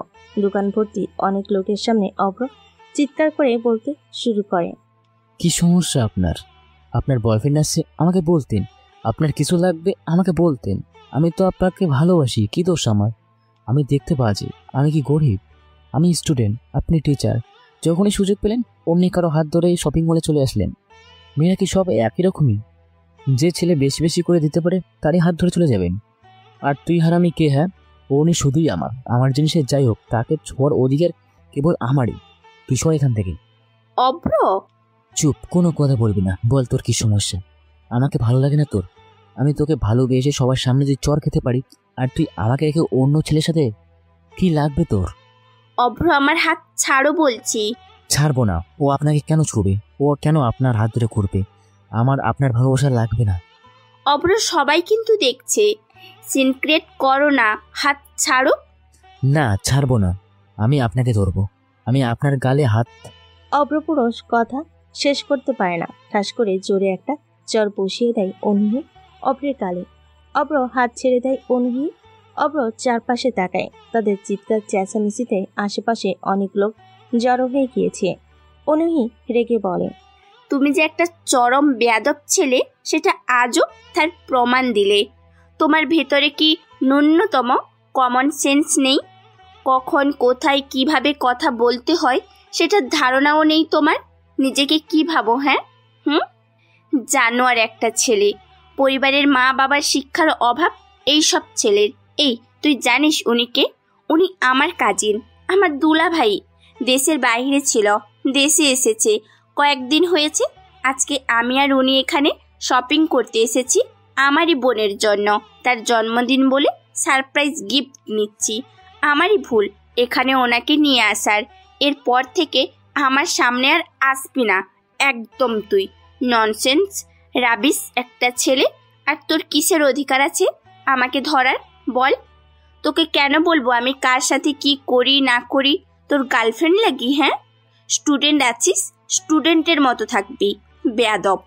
অনুই তার দুলাভাইয়ের হাত ধরে সেখান থেকে চলে যায়। অভ্র আশেপাশে তাকায়, কতগুলো মানুষ দেখছে তাকে। অভ্র আর দাঁড়ায় না, সেখান থেকে বের হয়ে আসে অভ্র। পিছনে পিছনে নিহাল আর সিয়ামও আসে। অভ্র ওদের সাথে আর কথা না বলে রিক্সা নিয়ে চলে আসে সোজা বাড়িতে। ভার্সিটিতে মিটিং হয়। উপস্থিত থাকে ভার্সিটির চেয়ারম্যান নাহিদ সাহেব, প্রিন্সিপাল, মেয়র, এমপি রাজীব রাজ, আরও কয়েকজন মানুষ। নাহিদ সাহেব বলে, এমপি সাহেব, আপনার ছেলে কিন্তু অনেক ঝামেলা করেছে, তাকে সাবধান করুন। সে যে কত বড় অপরাধ করেছে সেটা কি খোঁজ রাখেন? ভার্সিটিতে ড্রাগস ঢোকাতে চাচ্ছে, স্টুডেন্টদেরকে নষ্ট করতে চাচ্ছে সে। এটার অনুমতি নিতে সে প্রিন্সিপালকে টাকার অফার করেছে। তিনি অনুমতি দেয়নি বলে তার মেয়েকে উঠিয়ে নিয়ে যেতে চেয়েছে। রাজীব উঠে দাঁড়ালো, রাজের কাছে আসে, রাজের গালে ঠাস করে চর বসিয়ে দেয়। সেখানে থাকা উপস্থিত মামুন সাহেব খুশি হয়েছেন, কারণ মামুন এটাই চেয়েছিল। রাজ অবাক হয়, তার বাবা অন্যদের কথা শুনে এভাবে চর মারল। রাজ গালে হাত দিয়ে বসে থাকে। রাজীব এসে বসলো নিচের চেয়ারে, এরপর চিৎকার করে বলল, হারামি জানোয়ার ছেলে, তুই বিজনেস করবি, প্রিন্সিপালকে বলবি কেন? একাই শুরু করবি, আর তার মেয়েকে তুলে নিয়ে যাওয়ার হুমকি দিবি কেন? তুলে নিয়ে তারপর হুমকি দিবি? তার বাচ্চা আমার মতো হতে পারলো, তোরে দিয়ে কিচ্ছু হবে না। আমার ছেলে বলে পরিচয় দিতেই লজ্জা করছে। রাজীবের কথা শুনে সবাই অবাক হল, সাথে মামুন আরো ভয় পেয়েছে। এটা কেমন বাবা? তিনি কি করবে বুঝতে পারছে না। নাহিদ বলে, দেখুন রাজীব সাহেব, প্রতিষ্ঠানটা কিন্তু আমার আন্ডারে আছে। এসব ড্রাগ বিজনেস থেকে আপনার ছেলেকে সরে যেতে বলুন, তা না হলে এর ফল ভালো হবে না বলে দিলাম। চেয়ারম্যান সাহেব, আপনার ক্ষমতা বেশিক্ষণ থাকবে না। দেখা যাবে, মিটিং শেষ। নাইট সাহেব আর কোনো কথা না বলে সেখান থেকে চলে যায়। রাজীবও চলে আসে রাজকে নিয়ে। তারপর 3 দিন অভ্র ভার্সিটিতে আসেনি। অনুই অবশ্য ক্লাসে অভ্রকে খুঁজেছিল, তবে সেটা মনে মনে। কিন্তু কেন খুঁজছিল অনুই তা জানে না। অভ্র আজকে ভার্সিটিতে যাচ্ছে, আজকে অনুইকে সরি বলে নেবে। সে বুঝেছে জোর করে পটানো যাবে, কিন্তু অনুইকে না। তাই প্রথমত অনুর সাথে একটা বন্ধুত্ব তৈরি করতে চায় অভ্র। ভার্সিটিতে আসে অভ্র। অন্যদিকে নেয় আজকেও অনুইর জন্য অপেক্ষা করতে থাকে অভ্র। হঠাৎ অনুই আসে ভার্সিটিতে। অনুই কোনো দিকে না থেকে সামনে হেঁটে যেতে থাকে। অভ্র লাফ দিয়ে অনুইর সামনে এসে দাঁড়ায়। অনুই চমকে ওঠে, বিরক্তি নিয়ে বলে, উফ, কয়দিন ছিল না, বেশ ভালোই ছিলাম, আবার বান্দরটা এসে হাজির। একটু কি শান্তিতে থাকতে দিবে না তুমি? ম্যাম একটু দাঁড়াবেন, আমি দ্রুত বাড়িতে যাব আর আসবো। মানে কেন, কি সমস্যা? কেন দাঁড়াবো? বাড়িতে গিয়ে মায়ের থেকে একটু কাজলটা আনতাম, আপনার কপালে দিতাম, যেন কারোর নজর না লাগে। ঢঙ্গের কথা বলো, যত যাই বলো, তোমাকে আমার বিরক্ত লাগে বলে দিলাম। একদিন দেখবেন এই বিরক্তিকরটাই ভালোবাসার রূপ নিয়েছে। শরত ঢং করো না, রাগ লাগছে। অভ্র পাশ কাটিয়ে অনহি চলে যেতে থাকে। অভ্র পিছন থেকে অনহিকে ডাক দেয়। ম্যাম। অনহি তাকালো না। অভ্র আবার জোরে ডাক দেয়। ম্যাম শুনছেন? কিন্তু অনহি শুনল না, হেঁটে যাচ্ছে। অভ্র দৌড়ে গিয়ে অনহির সামনে এসে দাঁড়ালো। অনহি রাগি মুখে বলে, উফ, আমার সামনে দাঁড়ালে কেন? সরো বলছি। Ma'am sorry. হ্যাঁ সরি। বাট কিসের সরি? এতদিন আপনার সাথে এমন ব্যবহার করার জন্য আসলে ভেবে দেখলাম আমারই অন্যায়। বাপরে, আজকে হঠাৎ কি হলো স্যারের? ভুল হয়ে গেছে ম্যাম, সরি। আর এমন হবে না, আপনি বোঝার চেষ্টা করুন, আমি সিরিয়াস, মাফ করে দিন। ওকে করে দিলাম, এবার সরো সামনে থেকে। আপনি এত রাগী কেন? তোমাকে বলতে হবে নাকি? এত রাগেন কে? আপনি রাগলে আপনাকে সেই লাগে, তখন মনে হয় তোমাকে না। অভ্র আর কিছু বলো না, সেখান থেকে চলে আসে বন্ধুদের কাছে। নিহালরা বলে, কি রে দৌড়ালি কেন? এমনিতেই। আমরা জানি কেন দৌড়াচ্ছিস। তাহলে জানতে চেয়েছিলেন কেন? সর। আচ্ছা ভুল হয়ে গেছে, পা দর ক্ষমা করে দিচ্ছি। সর তো। ওরা আরো কিছু বলতে যাচ্ছিল, কিন্তু হঠাৎ অভ্রের ফোনে কল আসে একটা। অভ্র ফোনে স্ক্রিনের দিকে তাকিয়ে থাকে। বন্ধুরা অভ্রকে ডাক দেয়, অভ্র শোনে না। ফোনটা পকেটে রেখে নিহালদের বলে, থাক তোরা, আমি আসছি। কি রে, কোথায় যাস? একটু যেতে হবে আমার। থাক তোরা। সিয়াম, তোর ট্যাক্সিটা আমাকে দিত। অভ্রের দিকে সিয়াম তার বাবার ট্যাক্সির চাবিটা ছুঁড়ে দেয়। অভ্র সেটা ক্যাচ ধরে অভ্র দ্রুত ট্যাক্সির কাছে চলে যায়। উনি তখন বারান্দায় দাঁড়ানো অভ্রকে দেখছিল। অভ্রকে ট্যাক্সি নিয়ে বের হতে দেখে অনুহি মনে মনে বলে, ট্যাক্সি চালক ছেলেটা এত শয়তান কেন? অভ্রের সাথে অনুহির এখন বেশ খানিকটা ভালো সম্পর্ক তৈরি হয়েছে। অভ্র এখন প্রপোজ করে না ম্যামকে, একটা ফ্রেন্ড হিসেবে দুজনে কথা বলে। অভ্র বাড়িতে বসে আছে। নিহাল ফোন দেয় অভ্রকে। ফোন দিতেই অভ্র রিসিভ করে। কোথায় তুই? জলদি আয়। কোথায় আসবো? একটু পরে তো সন্ধ্যা হবে, যেতে পারবো না। আরে আয়, ম্যামকে দেখলাম একটা বাড়ির ব্যালকনিতে দাঁড়িয়ে আছে, জলদি আয়। কি? আগে বলনি তো। অভ্র আর দাঁড়ায় না, দ্রুত বাড়ি থেকে বের হয়ে সোজা চলে আসে সেখানে। নেহাল আর শ্যাম বসে আছে টং দোকানের ভিতর। দুজনেই বসে চা সিগারেট খাচ্ছে। অভ্র যে সামনে দাঁড়ায়। কিরে, ম্যাম কোথায়? বাপরে, ম্যাডামের লুবে ছোঁয়াই মতো চলে আসছে দোকানে। এমনিতে তো ডাকলে আসবি না, তাই তোকে ম্যামের কথা বলে ডেকে আনলাম। শালা হারামি, যা, বাড়ি থেকে যাচ্ছি। ছি বন্ধু, ছি। আজ একটা মেয়ের জন্য তুই বন্ধুদের এমন ভুলে দিতে পারলি? মেয়েদের মতো ঢং করবি না, থাকতো। অভ্র কথাটা বলে ঘুরালো, আর তখনই দেখতে পাই তিনতলা বাড়ির বারান্দায় অনুহি দাঁড়িয়ে আছে। অনুহিকে খোলা চুলে দেখে অভ্র হাঁ হয়ে থাকে। অনুহি প্রথমে বুঝতে পারেনি যে অভ্র এখানে আছে। অভ্র দাঁড়িয়ে দাঁড়িয়ে দেখতে থাকে অনুহিকে। অনুহি যখন চলে যাবে তখনই দেখতে পাই অভ্র দাঁড়িয়ে আছে।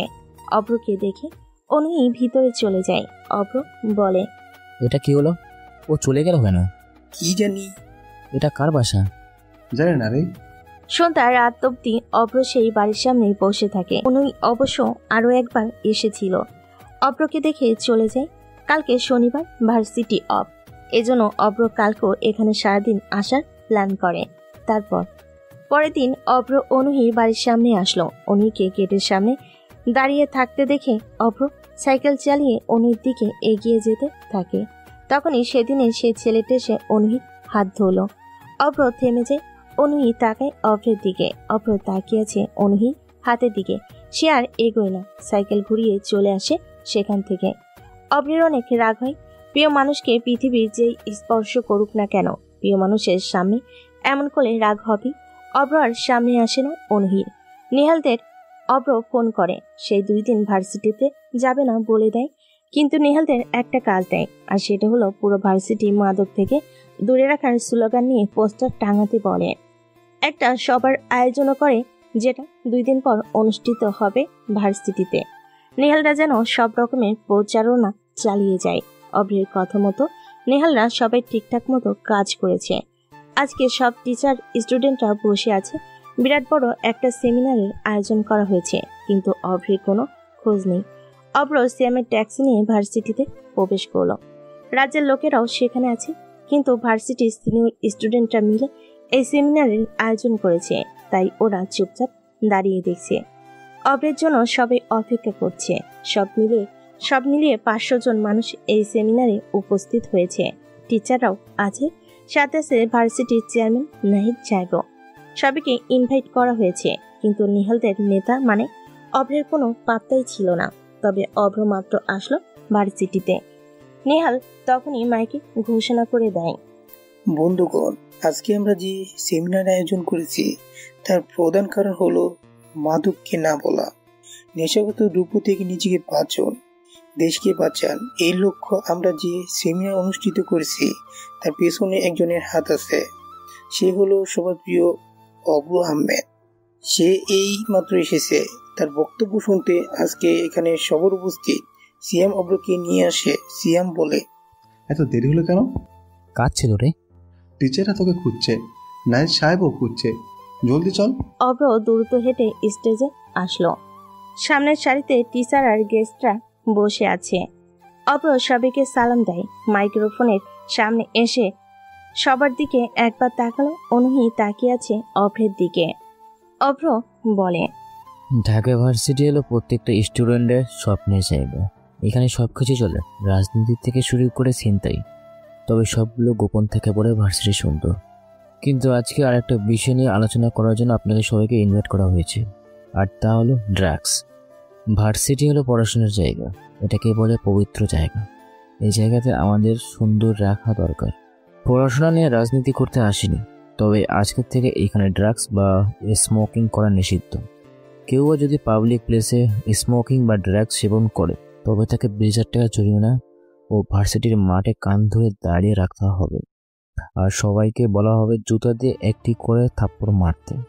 এটাই রুলস। ভার্সিটিতে পড়তে হলে গেটের সামনে এটি রুলস লেখা থাকবে, সবাই পড়বেন, তারপরেই প্রবেশ করবে। আজকে আমরা এটাই বলতে চাচ্ছি, আগামীর সিনিয়রও যেন এটাই বজায় রাখে।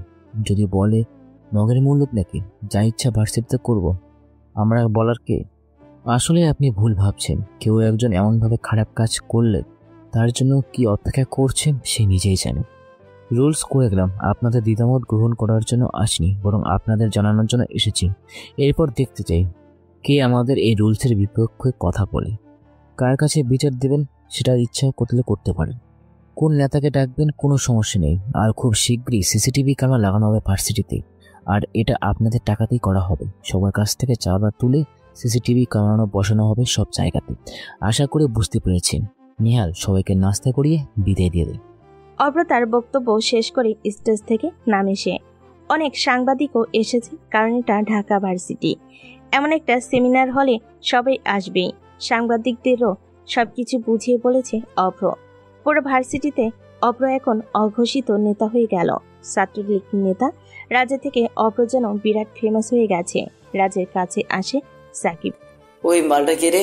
ভাই সে তো আমাদের পিঠে ছিল সেই দিন রাস্তায়, আমরা ওর কাছে মার খেয়েছিলাম।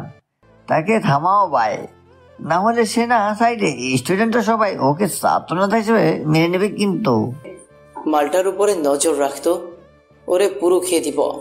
ঠিক আছে ভাই, সাংবাদিক আসছে, তোমাকে প্রশ্ন করতে পারে যে এইসব নিয়ে একমত কিনা। তুমি হ্যাঁ হ্যাঁ বলবা এখন, না হলে পেশে যাবে। কিন্তু রাজ সাকিবের কথা মতো সাংবাদিকদের সাথে ঠিক মতো কথা বলে। সেমিনার শেষ হয়, সব স্টুডেন্ট যে যার মতো করে চলে যায়। অভ্ররা বসে আছে স্টেজে, পা ঝুলিয়ে ওর গ্রুপেরা বসে আলুচপ খাচ্ছে, সাথে কোল্ড ড্রিঙ্কস আছেই। তখনই একটা গাড়ি এসে থামে ওদের সামনে। গাড়ি থেকে ভার্সিটির চেয়ারম্যান নাহিদ সাহেব নামলো। অভ্ররা সালাম দেয়। নাহিদ সাহেব এসে অভ্রের সামনে দাঁড়ালো। অভ্রকে বলে, ভালোই কাজ করছো। তা তোমরা সবকিছু সামলাতে পারবে তো? যত প্রকারের হেল্প লাগবে আমাকে জাস্ট জানাবে। আমি সব কিছু দিয়ে তোমাদের এই কর্মসূচিকে সামনে এগিয়ে নিয়ে যেতে সাহায্য করব। আর অভ্র, এই নাও বাসার ঠিকানা, দেখা করিও তুমি। প্রিন্সিপাল স্যার তোমাকে ডেকেছে, দেখা করে আসিও। নাহিদ সাহেব কথাগুলো বলে সেখান থেকে চলে যায়। অভ্ররা এখন পুরোপুরি হিরো বনে গেছে। সবাই এসে বেশ খাতির যত্ন করছে। অভ্রদেরকে ঘিরে সবার এখন আগ্রহ। উনি মিমকে দেখে অভ্র দৌড়ে ম্যামের কাছে যায়। অব্র অনুহির পাশে হাঁটতে থাকে। অনুহি বলে, যে বাড়ির সামনে ঘুরঘুর করো ওটা আমার সেই দুলা ভাইয়ের বাড়ি। বেড়াতে গিয়েছিলাম। আর এখানে কি করছো শুনি? তুমি না ভার্সিটির খারাপ কাজ দমনে কাজ করছো, তাহলে ম্যামকে লাইন মারতে আসছো কেন শুনি? আপনি কি আমাদের বাড়িতে যাবেন? কেন? তোমাদের বাড়িতে কেন যাব? আসলে মা বলেছে বাসায় আসার সময় মিষ্টি নিয়ে আসতেন। আপনি তো পুরো একটা মিষ্টির ডিব্বা, তাই ভাবছি আপনাকে বাড়িতে নিয়ে যাব। ওরে আমার সস্তা প্রেমিক রে, সামনে থেকে যাও। ম্যাম, আপনাকে লাইন মারাটা কোনো খারাপ কাজ না, বরং আপনি আমার ভালোবাসাটা গ্রহণ করেন না, সেটাই খারাপ কাজ। আপনাকে দেখলে না আমার চোখ দিতে ইচ্ছে করে। উফ, তোমাকে না বলেছি প্রপোজ করবা না? খুব বিরক্ত লাগে। আমার সামনে আসবে না তুমি, যাও। অব্র চলে আসে সেখান থেকে। অনুহি রেগে গিয়েছে, কিন্তু কেন? অনু এমনিতেই ঠিকমতো কথা বলে। যখনই অব্র ভালোবাসা নিয়ে কিছু বলে তখনই অনুহি রেগে যায়, বিরক্ত হয়। অব্রের এসব একদমই ভালো লাগে না। ওর মন চাই অনুহিকে কিডন্যাপ করে নিয়ে যেতে, কিন্তু অব্র তাকে জোর করে নয়, বরং ভালোবেসে কাছে পেতে চায়। অব্র এভাবে আর পারছে না, সিদ্ধান্ত নেয় অনুহির সাথে সে সব একেবারে ঠিক করবে, নয়তো আর নয়। কয়েক মাস হলো অব্র অনুহির পিছনে পড়ে আছে। কত অপমান সহ্য করেছে অব্র, কিন্তু ম্যাম কখনো তার কথা বোঝেনি, তার ভালোবাসাও বোঝেনি। অব্র ফাইনালি অনুহিকে প্রপোজ করার সিদ্ধান্ত নিয়ে নিল। সেজন্য আর দেরি না করে অনুহির কাছে যায়। অনুহি তখন জুনিয়রদের ক্লাস নিয়েছিল। দরজার সামনে থেকে ডাক দিয়ে বলে, ম্যাম একটু শুনবেন, দরকার আছে। কি ব্যাপার? তুমি এখানে কেন? কি করতে আসছো? ম্যাম, আপনার সাথে আমার একটা জরুরি কথা আছে। আচ্ছা বলো, কি কথা? এখানে বলা যাবে না, কালকে ভার্সিটির পাশে পার্ক আছে, সেখানে আসবেন বিকালে। নো, আমি যাব না। যা বলার এখানেই বলো। যেতেই হবে, না হলে আমি আপনার পিছু ছাড়বো না। আপনার কাছে একদিনের সময়, আসবেন কিনা ভাবতে থাকেন, আমি অপেক্ষা করব। যদি না আসেন তাহলে আপনারই বিপদ, ভাবুন। ওকে? তুমি আসলেই অনেক বেয়াদব। ম্যামকে ব্ল্যাকমেল করো। অপেক্ষা করব কিন্তু। অব্র চলে আসে সেখান থেকে। ভালোবাসার কথাটা বলতে না পেরে, তাকে নিজে করে না পেয়ে অব্র অনেক কষ্ট পাচ্ছে। ভার্সিটিতে কারোর সামনে সে প্রপোজ করতে পারবে না, তাই অনুহিকে পার্কে আসতে বলেছে। পরের দিন অব্র পার্কে এসে বসেছে। পার্কে বসে অনুহির জন্য অপেক্ষা করছে অব্র। অনুহির আসার কোনো নাম নেই। 4টা বেজে গিয়েছে, আর 2 ঘন্টা পার্কটা খোলা থাকবে। অব্র পায়চারি করে 4:30টার দিকে অনুহি এসে অব্রের সামনে দাঁড়ায়। খোপাতে অনুহির একটা বেলি ফুলের মালা, হাতে নীল রঙের চুড়ি, নীল ড্রেস পরা। বেশ সুন্দর লাগছে অনুহিকে। অব্র তাকিয়ে থাকে অনুহির দিকে। অনুহি দ্রুত বলে, কি বলার জন্য ডাকলা? বলো। তোমার জন্য বাসা থেকে মিথ্যে কথা বলে আসতে হলো। এই তো, তার মানে আপনি আমার প্রেমে পড়েছেন। প্রেমে পড়লে মানুষ মিথ্যে কথাই বলে। উফ, ফাজলামি বাদ দিয়ে কি বলতে ডাকলে সেটা বলবা, নাকি আমি চলে যাব? না না, বলছি, দাঁড়ান। অব্র আশেপাশে তাকায়। ভালোই লোকজন ঘোরাঘুরি করছে পার্কটাতে। অব্র পকেট থেকে একটা সাদা গোলাপ বের করে হাঁটু মেয়ে বসে অনুহির দিকে ফুলটা এগিয়ে বলে, আমি তোমাকে সেই প্রথম দেখাতে ভালোবেসে ফেলেছি। তোমাকে নিয়ে কল্পনা সাজাই, সেখানে তোমাকে জড়িয়ে ধরি। তুমি আমার বুকে থাকা হিম শীতল হয়ে আসে আমার সমস্ত হৃদয়। তুমি আমার একটা ঘুমের মেডিসিন। ঘুম ভালো হয় তোমার যে কোনো কথাই যেন আমার গান মানে, যে কোনো গল্পের ভিতরে পরিচয় ভঙ্গিতে ঢুকে যায় রোমান্টিকতায়। তুমি না থাকলে অস্থির অস্থির লাগে, মেঘের মতো ভাঙিয়ে থাকতে আমার মন। দুঃখেরা যখন দল বেঁধে ফিরে আসে অসময়ে আশার ঝড়ের মতো। কিভাবে যে তোমারে বোঝাই, তুমি ভালোবাসলে আমি অবুঝ শিশু। তুমি না থাকলে এইসবে অজগতের মতো দীর্ঘ হয়ে অসহায়ের মতো কথা আমি বলবো কার কাছে? এর জন্য তো তুমি আমারই হয়ে থেকে যাও। কথাগুলো শেষ করে উঠে দাঁড়ালো অভ্র। এতক্ষণ অনেকেই অভ্র আর অনুহিকে দেখছিল। এরকম দৃশ্য কেউ মিস করে নাকি? হাঁটু মুড়ে বসে প্রপোজ করাটা অনেক রেয়ার। সবাই দেখছে। অভ্র উঠে দাঁড়ালো, আর সাথে সাথে অনুহি অভ্রের গালে কষে একটা জোরে চর বসিয়ে দেয়। চরের আওয়াজটা বেশ জোরে। সবাই তাকিয়েছিল ওদের দিকে। অভ্র গালে হাত দেয়। অভ্র মাথা যেন ঝিমঝিম করছে চর খেয়ে। অভ্র মাথা নিচু করে নিল। অনুহি বলল, কুকুরের ল্যাজ কখনো সোজা হয় না, ঠিক তেমনি তুইও ঠিক হবি না। তোকে ক্ষমা করাটাই ভুল ছিল। তোর সাহস কি করে হয় আমাকে প্রপোজ করার? আমি তো ভার্সিটির ম্যাম হই, ম্যাম তোর থেকে কত বছরের সিনিয়র জানিস তুই? নিজের চেহারার দিকে তাকা তুই। আর তাছাড়া তোর মতো ট্যাক্সি ড্রাইভারের সাথে আমি করব প্রেম? আমার পিছে কারা ঘুরে জানিস? থাক, সেসব তোকে বলার প্রয়োজন মনে করি না। Bloody nonsense coward, go to hell. আমার সামনে আসবি না তুই কখনো। অনুহি কথাগুলো বলে চলে যায়। অভ্র গিয়ে বেঞ্চে বসে, মাথা নিচ করে কেঁদে চলেছে। এত বড় একটা ছেলে কখনো কারোর থেকে এতটা অপমান পায়নি। অভ্র সিদ্ধান্ত নেয় সে আর ভার্সিটিতে আসবে না, তবে নেহালকে সবকিছু বুঝিয়ে দিবে। নেহালকে ফোন দেয় অভ্র। কিরে, কোথায় আসছিস? তোর বাড়িতে গেলাম, আন্টি বলল তুই নাকি কোথায় যাবি বলে বের হয়েছিলি। হ্যাঁ, আমি গ্রামে যাচ্ছি, সেখানে কিছুদিন থাকবো। তুই সবকিছু সামনে রাখবি, ফিরতে দেরি হবে। আর কেউ যদি আমার খোঁজ করে বলবি আমার ফোন অফ, যোগাযোগ করা যাচ্ছে না। কথাগুলো বলে অভ্র ফোন কেটে দেয়। অভ্র পার্ক থেকে বের হয়ে চলে আসে সোজা বাস স্ট্যান্ডে। তারপর বাসে করে চলে যায় তার গন্তব্যে। কেটে যায় 2 মাস। ভার্সিটিতে গোপনে রাজ ড্রাগস সেল করে, কিন্তু কেউ তার হদিস পায় না। তবে এমনিতেই সবকিছু স্বাভাবিক। অভ্র 2 মাসে ভার্সিটিতে আসেনি একবারও। নেহাল অনেকবার কল করেছে, কিন্তু অভ্রের কোনো পাত্তা নেই। নেহালরা বসে আছে একসাথে, সবাই আড্ডা দিচ্ছে। হঠাৎ সেখানে অনুহি আসলো। সবাই দাঁড়িয়ে যায়, নেহালকে বলে, নেহাল। জি ম্যাম। তোমাদের তো সামনে এক্সাম, ক্লাসে তোমাদের ফ্রেন্ডকে দেখছি না তো, কোথায় সে? এক্সাম কিন্তু পড়াশোনা ভালো করে করছো তো? জি ম্যাম, করেছি। আর আমরা তো সবাই ক্লাস করি। কাকে খুঁজেছেন? ওই যে তোমাদের নেতা, মানে বাঁদর অভ্রটা কোথায়? ও অভ্র? জানি না ম্যাম, 2 মাস ধরে ওর ফোন বন্ধ। বাসায় গেছিলাম, আন্টি বলল গ্রামে গিয়েছে, কিন্তু কারোর সাথে কথা বলে না।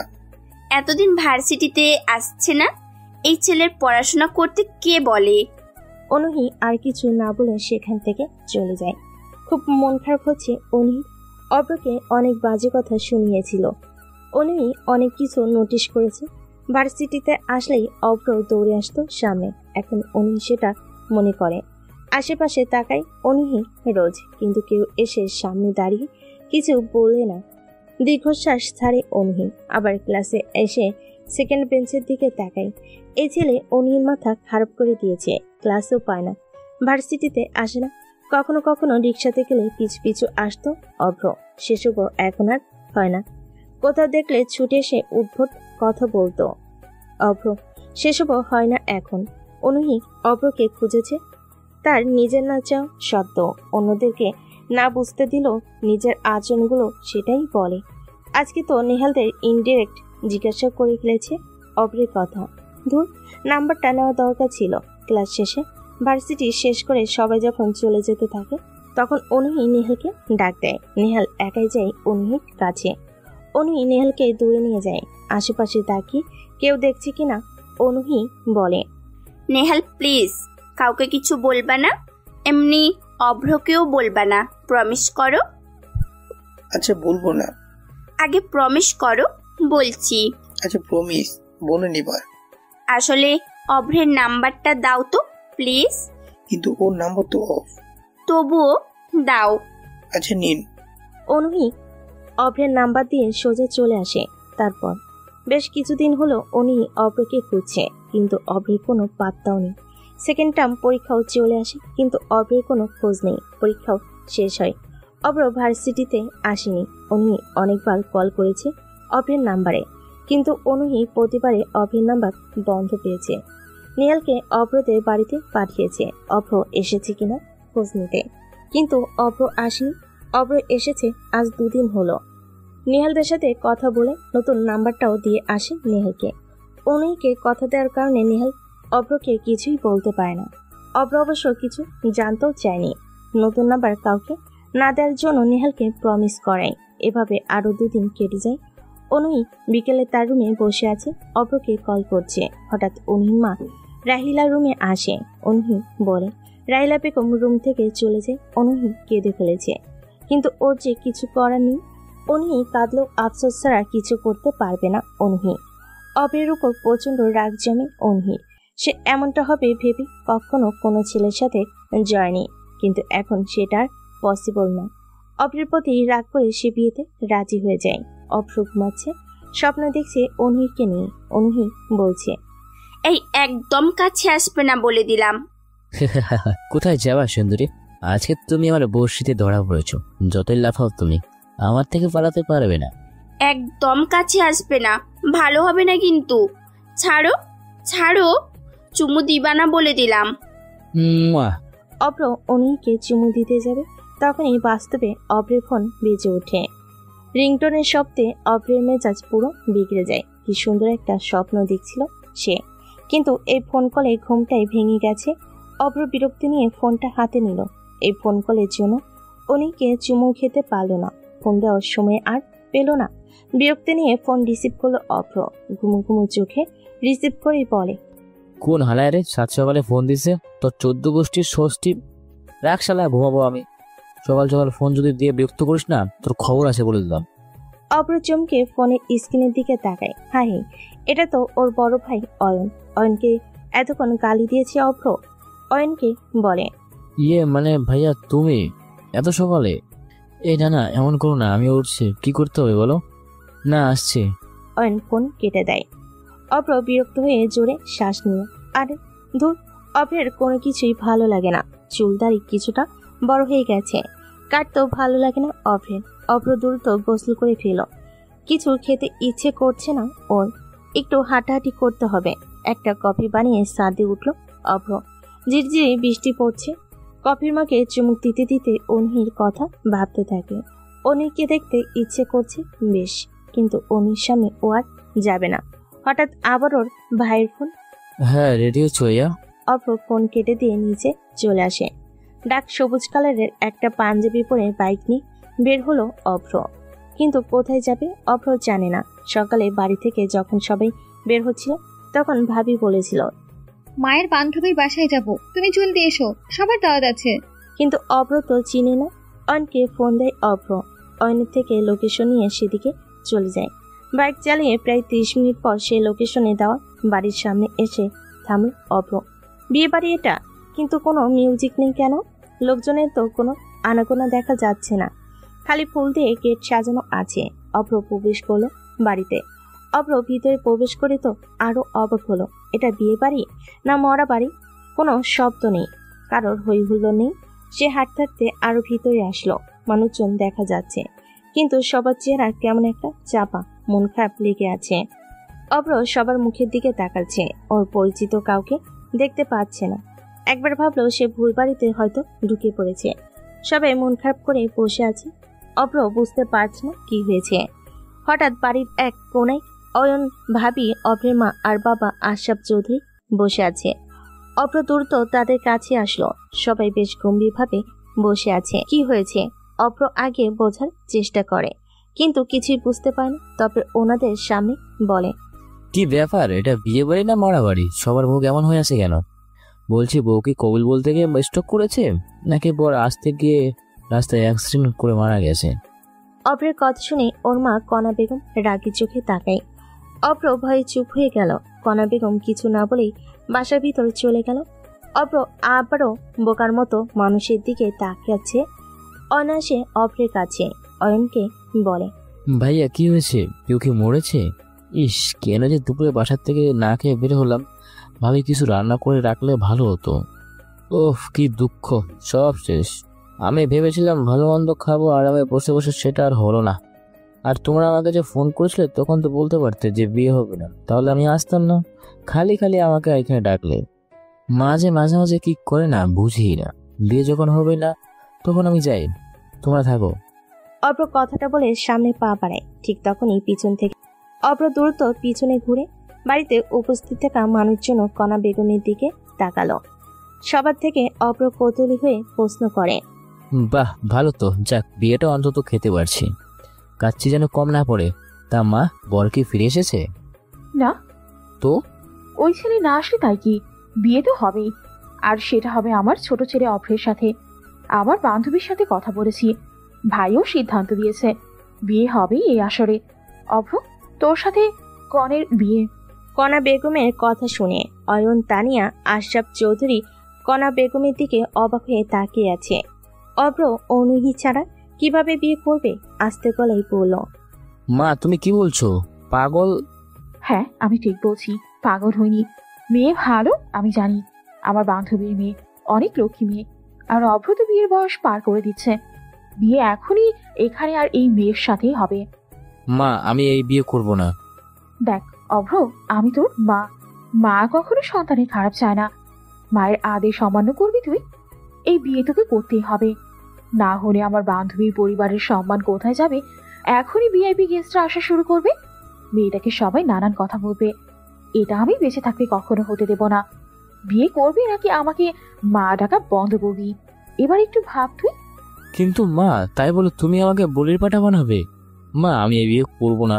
ভাইয়া ভাবে আব্বু তোরা কিছু বলো, আমার কি এখনো বিয়ের বয়স হয়েছে? আর তাছাড়া এভাবে কখনো হয় না? বিয়ের বয়স হয়নি তোর, তোর তো নাক টিপলে দুধ বের হয়। উফ বাবা তুমিও মজা নিচ্ছ। ভাইয়া ভাবি তোমরা কিছু বলো, এভাবে চুপচাপ দাঁড়িয়ে থেকো না। বিয়ে করে নে, তাহলে আমি একটা গল্প করার সাথী পাবো। তোর ভাই তো বাড়িতে থাকে না। মা আমি কি করব? লোক থাকলে ভালো হবে বুঝলি? হ্যাঁ বলে দে। তোমরা সবাই হিটলার, আমার মতো পিচ্ছি বলকে তোমরা এটা করতে পারলা? আমি এখন কি করব? হে উপরওয়ালা তাকে বলে দিও আমাকে জোর করে বিয়ে দেওয়া হচ্ছে। কাকে রে? তা শুনে কি করবা? ঠিক আছে এই নে, এগুলো পরে আয়, শেরওয়ানি আছে। মা বিয়েটা কি সত্যি করতে হবে? চুপ করে এগুলো পরে আয়। আল্লাহ কেন যে আসলাম আমি? অভ্র আর কথা না বলে একটা রুমে চলে যায়। কি করবে বুঝতে পারছে না, অনিলকে প্রচন্ড মিস করছে। হঠাৎ মনের ভেতর থেকে কে যেন বলল যে তোকে চায় না, যার তার জন্য কেন কষ্ট পাবি, বিয়েটা করে নে। তাই তো কত কিছুই তো করলো অভ্র, পিছনে পিছনে ঘুরেছে, কত অপমান সহ্য করেছে, চড় খেয়েছে সবার সামনে, তবুও অনুহির কখনো ঠিকমতো ভালো লাগার কথা শুনতে পায়নি। ভালোবাসা তো দূরে থাক, যা হয় হোক বিয়েই করে ফেলি। সবকিছু মেনে নিয়ে জীবনটাকে পরিচালনা করতে হবে। ভালোই থাকুক অনুহি। বাধ্য হয়ে বিয়েটা করতে হলো অভ্রের। রাগ করে মেয়েটার মুখ অব্দি অভ্র দেখেনি, নাম অব্দিও শোনেনি সে। ওর ভার্সিটির প্রিন্সিপাল চেয়ারম্যানও ছিল, কিন্তু অভ্র যেন কোনো দিকেই আর খেয়াল করেনি। মাথা নিচু করে সারাটার সময় ছিল অভ্র। একটু আগে বউকে বাড়িতে আনা হয়েছে। দুই বাড়ির সবাই অনেক খুশি, কিন্তু অভ্র একদমই খুশি না। মনটা এখনো অনুহির জন্য খারাপ হয়ে আছে। কিভাবে সামনে যাবে তা? এত কথা বলেছে অভ্র তাকে ভালোবাসা নিয়ে, বিশেষ করে বন্ধুদের সামনে বলেছে। তাহলে বন্ধুদেরকে কখনো তার বিয়ের কথা বলবে না, তাহলে ওরা ভালোবাসার প্রতি অবিশ্বাস করতে শুরু করবে। বেশ রাত গভীর হলে অভ্র তার রুমের সামনে আসলো। কি করবে বুঝতে পারছে না। সে সিদ্ধান্ত নিয়েছে অনির কথা তার নতুন বউকে বলে দিবে, যেন বউ তার কাছে স্বামীর অধিকার না চায়। কারণ অভ্র অন্য একজনকে ভালোবাসে। বাসঘরের সামনে দাঁড়িয়ে আছে, এখনো যেতে ইচ্ছে করছে না ওর। কি হয়ে গেল? কেন যে বিয়ে বাড়িতে সে গিয়েছিল? রুমের বাইরে পায়চারি করছে অভ্র। তানিয়া ভাবি আসে সামনে। বাইরে কেন? ভিতরে না গিয়ে বাইরে এভাবে পায়চারি করছো কেন? কি হয়েছে? আসলে ভাবি মানে। কি ভাবছো? ও বুঝছি, লজ্জা পেতে হবে না, যাও ভেতরে, ঠিক মতো কাম সেরে ফেলিও। একটা নতুন অতিথিও দরকার আছে। আরে তানিয়া ভাবি অভ্রকে দরজা খুলে ধাক্কা মেরে রুমের ভিতর ঢুকিয়ে দিল। তারপর দরজা আটকানোর সময় জোরে বলল, লজ্জা না পেয়ে বিড়ালটা ভালো করে। তখনই ঠাস করে দরজা লাগিয়ে চলে যায়। এটা কিছু হইল? মান সম্মান সব শেষ করে দিয়ে গেল। অভ্র মরছে ওর জন্য, আর বিড়াল মারার কথা বলতে এসেছে। অভ্র আস্তে আস্তে ভিতরে আসে। অভ্রের সারা গা কাঁপছে। ভয়ে অভ্রের গলা শুকিয়ে কাঠ হয়ে যাচ্ছে। ইতিমধ্যেই হাত পা কাঁপতে শুরু করে দিয়েছে। অভ্র বিছানার কাছে আসলো। নতুন বুকে বসে থাকতে দেখে অভ্র এখনো পর্যন্ত দেখেনি মেয়েটা কেমন দেখতে। দেখা তো দূরের কথা, অভ্র নিজের বউয়ের নামও জানে না। কি কপাল ওর! সে ভাবছিল বউ এসে তার পা ধরে সালাম করবে, তা না করে বসে আছে মেয়েটা। সালাম করার সময় অভ্র তাকে অনির কথা বলে দেবে, তার কিছুই হলো না। অভ্র আরেকটু সামনে আসে, তখনই মেয়েটা তার মাথা থেকে নিজের ঘোমটা সরিয়ে দিল। রুমে সাদা রঙের বাল্ব জ্বলছে। বাল্বের আলোতে মেয়েটাকে দেখে অভ্র 1000 ভোল্টের শক খেল। 100কে তোতলাতে শুরু করে অভ্র। জর্দা নিয়ে কিছুটা চিৎকার আর অবাকের সুরে বলল, ম্যাম আপনি? কি? তুমি এখানে কিভাবে? অভ্র চমকের উপরে চমকাচ্ছে। ঘুমটা সরাতে যাকে দেখলো তাকে দেখার জন্য সে মোটো প্রস্তুত ছিল না। অভ্র না জেনে যাকে বিয়ে করেছে সে হলো অভ্রের ভালোবাসা, অনুহি ম্যাম। অভ্র দ্রুত অ্যান্সার দেয়। আমারও তো একই প্রশ্ন, আপনি এখানে কেন? আমার বউ কই? ফাজলামি করিস তুই, কুত্তা হারামি। কি বলেন এসব? আমি কি করলাম? সব করেছো তুমি। আমি তোমাকে স্বামী হিসেবে মানতেই পারবো না, কখনোই পারবো না। আমার সাথে কখনো বউয়ের অধিকার নিয়ে কাছে আসার চেষ্টাই করবে না, বলে দিলাম। কি বলে? কিন্তু কেন? তোমার প্রশ্নের উত্তর দিতে বাধ্য না। স্বামীর অধিকার ফলাতে আসবে না, বলে দিলাম। আর শোনো, আমাকে জলদি ডিভোর্স দিয়ে দিবা, কথাগুলো যেন মাথায় থাকে। অভ্রের মাথায় যেন আকাশ ভেঙে পড়ে। একে তো মন খারাপ ছিল, তারপর অনুহির এমন কথাগুলো শুনে অনুর প্রতিটা কথা এখন অভ্রের বুকে তীরের মতো এসে লাগে। ভাবেনি নতুন বইয়ের মুখে এমন কথা শুনতে হবে তার।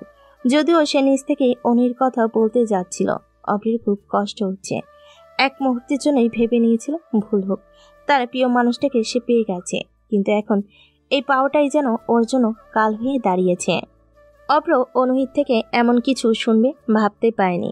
কিছুক্ষণের জন্য অনুহিকে দেখে মনটা খুশি হয়ে গিয়েছিল, কিন্তু অভ্র তো ভুলে গিয়েছিল যে অনুহি তাকে পছন্দ করে না।